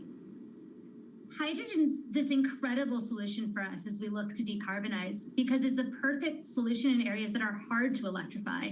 So where we like to think about hydrogen playing a role, it's in things like heavy industry, especially where you need a feedstock as well as energy source, and in things like dispatchable power, long-haul transport, maybe even shipping and aviation. That sounds great that it can be used for such diverse industries. At the end of the day, though, how much is this going to cost? Well, that's the amazing thing about hydrogen, because depending on how you make it, it can actually see significant cost declines in the future. So when we're talking about clean hydrogen, we usually mean green hydrogen produced from renewable electricity. And in that case, your hydrogen is almost as cheap as the renewables that are used to make it. So if you're in a place with really good renewable resources, you'll be able to have cheaper hydrogen. But even in places with less good resources, we think that hydrogen can be cheaper than $1 per kilogram, which is the price of unabated hydrogen today, and around $8 per million BTUs for those who prefer to think in energy units. And that can be achieved anywhere in the world by 2050, we believe. All right, so let's talk about kind of the pros and cons list. I don't know where cost fits into that, but what are the advantages to hydrogen over other renewables, and then what are the drawbacks? Yeah, main advantage is the fact that hydrogen can serve roles that electrons struggle with. And that's things like seasonal storage, for instance, or just anything where you need storability, where electrons are harder to store, hydrogen is going to be easier. That also leads to a downside, though, because hydrogen is less energy dense than the usual things that we use for storable energy today, like coal or oil or natural gas. So you will need more volume of storage to handle the same amount of energy. Let's talk about the viability as well and how it may differ in different geographies. What is your view on that? Yeah, so for green hydrogen, again, from renewable electricity, really places with the best renewable resources, things like Latin America or the Middle East, even Southern Europe, have really, really good potential for producing hydrogen. And then when you're looking at blue hydrogen, which is produced from natural gas or coal with carbon capture and storage, we do see that becoming more expensive than green hydrogen in the future, especially as renewable electricity costs come down. But that can be a viable option in places like the US Gulf Coast or Russia, where you've got good geological storage for the carbon, as well as ample natural gas that's quite cheap. All right, great breakdown. Thank you so much to our Meredith Annex, our Bloomberg NEF hydrogen specialist. And of course, you can get more from the Bloomberg NEF team on the terminal and online. And they've recently done a podcast called Hydrogen 101 as part of its Switched On series.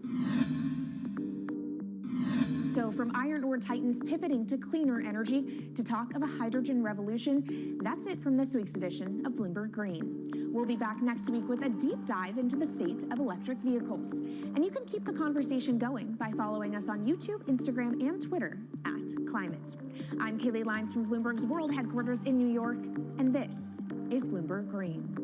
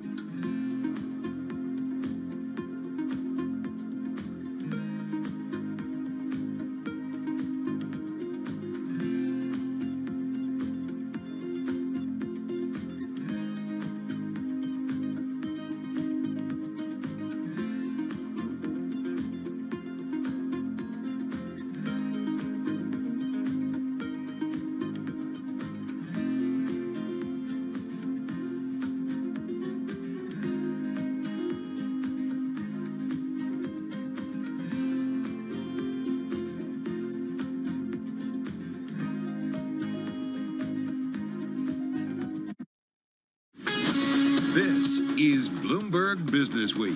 Insight from the reporters and editors who bring you America's most trusted business magazine, plus global business, finance, and tech news as it happens. Bloomberg Business Week with Carol Masser and Tim Stenivek on Bloomberg Radio. And a very happy Monday, everyone. Yep, it is Monday, February 6, 2023. Carol Masser along with Tim Stenivek live in our Interactive Brokers studio, streaming on YouTube and on Bloomberg Originals. What do you think? It's not even Tuesday, Lemon. That's what I think. I know. We got a lot to get through. It does feel like stocks taking a little bit of a breather here. We're down on those major averages. We got a lot going on, including many Fed speakers this week. So, yeah, I think we're going to get a little reminder. Hey, guys, monetary policy going to stay tight for a little while. I saw Michael McKee going up the escalator this morning with a bag. It looked like he was traveling. He said, Michael McKee, where are you going? He said, I'm going to D.C. to see Jay Powell. Here's the headliner this week. Tomorrow with our own David Rubenstein, and of course, of Carlyle Group. All right, we're going to talk about that. Also ahead, we're all over our most read stories today, including Steve Eisman of Big Short fame, his new paradigm for the markets. You're going to hear from him directly. We also, among the most read on the Bloomberg Terminal, got a great story about M&A coming roaring back. Is it happening? Is 2023 going to be the year? Seeing some activity certainly over this past weekend. And who is to blame for Bed Bath & Beyond's downfall? Is it you? All over this story. No! Jason Kelly said you'd be all over this story. He said that earlier to me. I haven't been a fan, but I didn't do it. You didn't do it. Okay. Plus, C-Suite reads, when it comes to trucking and housing, got a great lineup in the latter half of the show. And ChatGPT takes on a Wharton exam. How did they do? Also, a few months ago, I did a little cycling race in the metaverse with the co-founder and co-CEO of Zwift. We're going to play a little clip of that. You look like you had so much fun. It was a fun one. Incredible story, folks. We're going to play it out for you in just a moment. First up, though, let's get a check on that trading day. As we said, major averages are down. Hey, Charlie. Well, hello there. Happy Monday to you both. We've got red on the screen right now with the Dow, the S&P, NASDAQ all declining. Stock market continuing to pull back on speculation. The Fed will keep its monetary policy tight to tame inflationary pressures stemming from a still hot labor market. 10-year yield right now, 3.62%, with the 2-year checking in at 4.44%. S&P down 21 now, a drop there of 0.5%. We've got the Dow down 24, down 0.1%. NASDAQ down 90, a drop there of about 0.8%. Lots of speculation about whether the U.S. economy will see a soft landing or even a so-called no landing. Sarah Hewen is head of Europe and America's research at Standard Chartered Bank. There are a lot of questions over exactly what's happening to the labour market, uncertainty that this degree of strength can persist, and we know, of course, that there can be huge revisions 1 month to the next in the data. So I'd be tempted to sit back. Let's see what happens over the next month or so before deciding that there's a no landing in sight. And again, right now we've got the 10-year yielding 3.62%. Gold up 0.2, 18.68 the ounce. West Texas Intermediate crude up 0.9%, 74.05 a barrel on WTI. Dell eliminating about 6,600 jobs as it faces plummeting demand for PCs. Dell shares down 2.8%, and Ford's engineering ranks may bear the brunt of additional job cuts. This according to an interview with CEO Jim Farley. Ford shares down now by 1%. Nobody likes the middle seat on airplanes. Movie theaters, perhaps a different story. AMC Entertainment Holdings is going to be increasing the price of theater tickets for seat-goers, seats that film-goers covet most, and that is the middle row, the world's largest theater chain. Yeah, they're experimenting with a tiered pricing structure. And look at the stock today. Yes, a meme stock, AMC, surging now by 9.1%. Carol, are you down for sitting in the middle and paying more? No. Yeah, I'm with you. But those are the seats that are always taken. I have a few words. I can't say them on. Oh, I was going to say, okay. What are they? I've got one word, and that is aisle. Exactly. Well done. All right, our thanks to Charlie Pellet. Let's get to our market drivers report.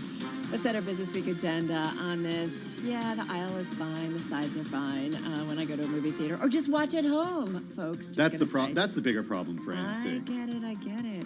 All right, let's talk about the markets. Kriti Gupta here with us, anchor and markets correspondent at Bloomberg in our Interactive Brokers studio. Also in our Bloomberg Interactive Brokers studio, Abigail Doolittle, markets reporter at Bloomberg News. Kriti, kick it off for us. It does feel like a not completely meh day, but it does feel like we're taking a breather after the run that we've seen since the beginning of the year, certainly when it comes to equities. Yeah, I'm glad glad that, for that matter. I'm glad that meh is coming into the vocabulary more and more.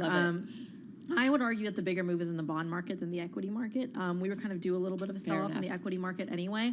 I think we're coming off of a 5-week winning streak for the S&P 500, so it kind of makes sense to have a little bit of a pullback. And also, look, for me, I mean, Abby can probably talk about this far better than I can, but from what I understand, you had basically a big sell-off to the tune of about 1% right after the opening bells. It jumped right off of 4,100, and that was that round number that you can see that the technicals kind of drove the trade in the equity market. But for the bond market, to me, 362 on the 10-year yield. We're looking at about a 10 basis point move higher. At session highs, it was about 13, 14 basis point moves. And to me, that is just really the bond market pricing in or anticipating what Chairman Powell might say tomorrow after the stellar 517,000 job report. To be fair, it's a global bond market move that we're seeing as everybody kind of wakes up and understands that global central bankers, like we heard from the ECB last week, certainly from Jay Powell, that, hey, folks, we're going to continue raising rates. Yeah, absolutely. But I think what's getting a little bit mixed in the messaging here is how do you actually trade that? Because we've been hearing that for about a year now. What does that mean when you come to actually quantifying the move? And that's been really hard. We were talking to Priya Misra on Bloomberg Radio earlier over at TD Securities, and she said, look, there is going to be a trading range for the 10-year yield for the foreseeable future until the Fed actually stops completely. It'll be between 325 and 375. So we haven't broken out. Right, which is why a 10 basis point move isn't that much to write home about. Let's pull you in. Abigail, you're listening. Tell us your take here and what you're hearing on the markets. Yeah, I agree with Kriti. I think that we're sort of treading water here. You know, we've had this massive rally on the year. We've had a massive rally out of the October lows. I think what's interesting is we definitely have that old saying, good news is bad news, that jobs report from last Friday. It was a blowout. So in bond traders recalibrating once again. Now, I don't put too much stock in bond traders and their expectations because they've been so wrong. They've been whipped around. Wait, I thought that was where the smart money was. You know, I used to think that was where the smart money was too. But, you know, speaking of looking ahead, you know, something that I've been thinking about in terms of this massive rally that we've had, and now there's the expectation that there's going to be a recession later this year, I might argue that perhaps the recession does come, if one does come, sooner rather than later. And that's actually what last year's markets were pricing in 6 months in advance, as typically happens. But the idea that it is softer. But, you know, with more than 500,000 jobs added, you know, last month, it's just hard to believe that a recession is coming anytime soon, really. I agree, and I think the folks at Goldman Sachs tend to agree too. The economists at Goldman Sachs said the risk of U.S. recession is receding. The team led by Jan Hatzius cut its estimate for the probability of a recession in the next 12 months to 25% from 35%, Carol. I'm going to pig pile on that because Torsten Slok, it was in one of our newsletters today at Apollo Management, said under the no landing scenario. This was amazing. I love this. I like that. The economy does not slow down and upside risks to inflation are coming back after the initial decline in inflation driven by supply chain improvements. He put this out in a note, you know, rather than soft land. So what have we been doing for the past 2 years? Well, it's funny. I actually see that in the real world. I mean, I have to tell you, I'm out and about. I see no signs of a slowdown. Agreed. I mean, things that you want to get, you're unable to get. The one thing I would say, though, is I think historically, and I don't know this for sure, maybe you know otherwise, Kriti, but I think every time that the 210 curve has inverted, a recession has followed at some point. So will this time be different? Maybe only because of the extraordinary liquidity of the pandemic and out. I thought that's not true. I thought it's not true. So there were some exceptions? I thought in a recession you will see that inversion, but not every inversion leads to a recession. Oh, I thought it was flipped. Yeah, I thought it was flipped too. But I don't. You I don't know. You guys are smarter than me, so you Notice that I haven't said a word because I have no idea. But you know, I do want to bring up Bed Bath & Beyond a moment because we were talking about it. Go there. Well, we were talking about it, and Charlie was talking about AMC. So right now it's up 58%. It's trading at almost $5, and I will say I'm able to admit this. I was actually there this past weekend. I've been there recently. It's changed so dramatically. It's so sad. I really associate Bed Bath & Beyond with first moving to New York City. You know, when I was first out of college, it was where I, you know, furnished my first apartment, and then you go for all those sorts of things through the years. And now it just... Is it empty? It was pretty... I mean, there's people there, but the store itself is empty. And in terms of its... they went from one extreme of having so much stuff in there and so much feeling, and now it's just sort of like a ghost town. It's strange, but the stock is loving it. It's up 59%. Yeah, but it's like that's a little wild. Isn't it like a $2 or $3? It's a $5 stock. Okay, sorry. $4.83. Creedy, come on in and give us an idea of what else you're looking at. We hear from a lot of Fed speakers this week, including Jay Powell tomorrow. Yeah. I don't know. That's the big one. Look, it's like I don't know what he says because he was interpreted as being dovish last week, but then we got a slew of economic data that show that the Fed still has a lot of work to do. Well, the expectation here is he's going to kind of jawbone the market because no one wants to call Chairman Powell dovish. I mean, at the Federal Reserve, that's not the intention at all. I said his comments were interpreted as dovish. I know, I'm just saying that the economists don't want to be seen that way. And I think that's what you're seeing kind of priced into the market today, the anticipation that he's going to be extremely hawkish tomorrow. And for everyone who doesn't know, he's going to be speaking exclusively to David Rubenstein in Washington, D.C. tomorrow on Bloomberg TV and Bloomberg Radio. Got our little promos in there. But to your point, I think we should go back to what Abigail brought up, which is that 2/10 inversion, which, by the way, I just checked. A recession does follow every inversion, but in every recession doesn't necessarily have the inversion. Thank you. But something to keep in mind is we're at about negative 82 basis points on that inversion. That is a really big deal because the last time we crossed, I believe, 50, which is usually what we see on pre-recessions, to Abigail's point, the last time was in the 80s and it went to negative 200. So it's negative 82 is a kind of scary number when you're looking at that inversion. And the fact that we're getting closer and closer to that is something to be aware of. All right. Well, this is a great setup for our next guest because this kind of environment is why you want to reach out to people who have called, other interesting market turns. And we're going to get to that in just a moment. First up, though, our thanks to Creedy Gupta, anchor and markets correspondent here at Bloomberg, and our thanks to Abigail Doolittle, markets reporter at Bloomberg News, both in our interactive broker studio. So let's get to our next guest. All right. Well, it's a most read story on the Bloomberg today about the Neuberger Berman Group portfolio manager who famously bet against subprime mortgages right before the global financial crisis and what he sees now. Carol, we're talking about somebody who's very familiar to our audience. Yeah, we're talking about Steve Eisman of The Big Short fame. You know him well. You know the movie well. He recently talked with the hosts of the Odd Lots podcast. We're talking about Tracy Alloway and Joe Weisenthal of Bloomberg News. Tracy, by the way, Bloomberg News executive editor here at Bloomberg News, and she joins us on the phone in New York City. Tracy, so good to have you here with us. It is the most read story on the Bloomberg. Steve Eisman, definitely known to our audience. Remind us, though, our world, about his smart bet during the financial meltdown and why you and Joe specifically wanted to catch up with him right now. Oh, sure. Well, whenever we're talking about speculative excess or maybe just things being slightly weird in the market at the moment, and I think a lot of people would agree, they are a bit strange. We've seen this big turnaround of stuff that was absolutely crushed in 2022. It seems to have sort of sprung back from the dead so far in 2023. So whenever you see that kind of froth, it's always good to ask Steve Eisman his opinion. Listeners will remember him, of course, from The Big Short. He famously bet against the subprime mortgage bubble.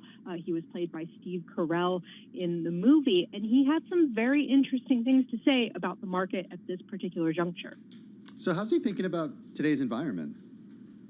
Yeah, so for him, it comes down to the Fed, and I guess that might be pretty obvious at this point in time, but he basically says if the Fed doesn't cut rates, if they keep them at something around this level, then he expects to see a paradigm shift in the market. And what he means by paradigm shift is the leaders of the market over the past few years, think about the high growth tech stocks that were really the big outperformers, those are going to get replaced by a new group, a new sector. And now Eisman is well known for his honesty, sometimes his bluntness, and he basically said he's not entirely sure what those new leaders are going to be, but he has some ideas, and he's thinking companies tied to greenification, so renewable energy, but also businesses that are tied to the reshoring of U.S. manufacturing. So the idea that after the pandemic, everyone discovered just how fragile some of these overseas supply lines actually were, and they're going to be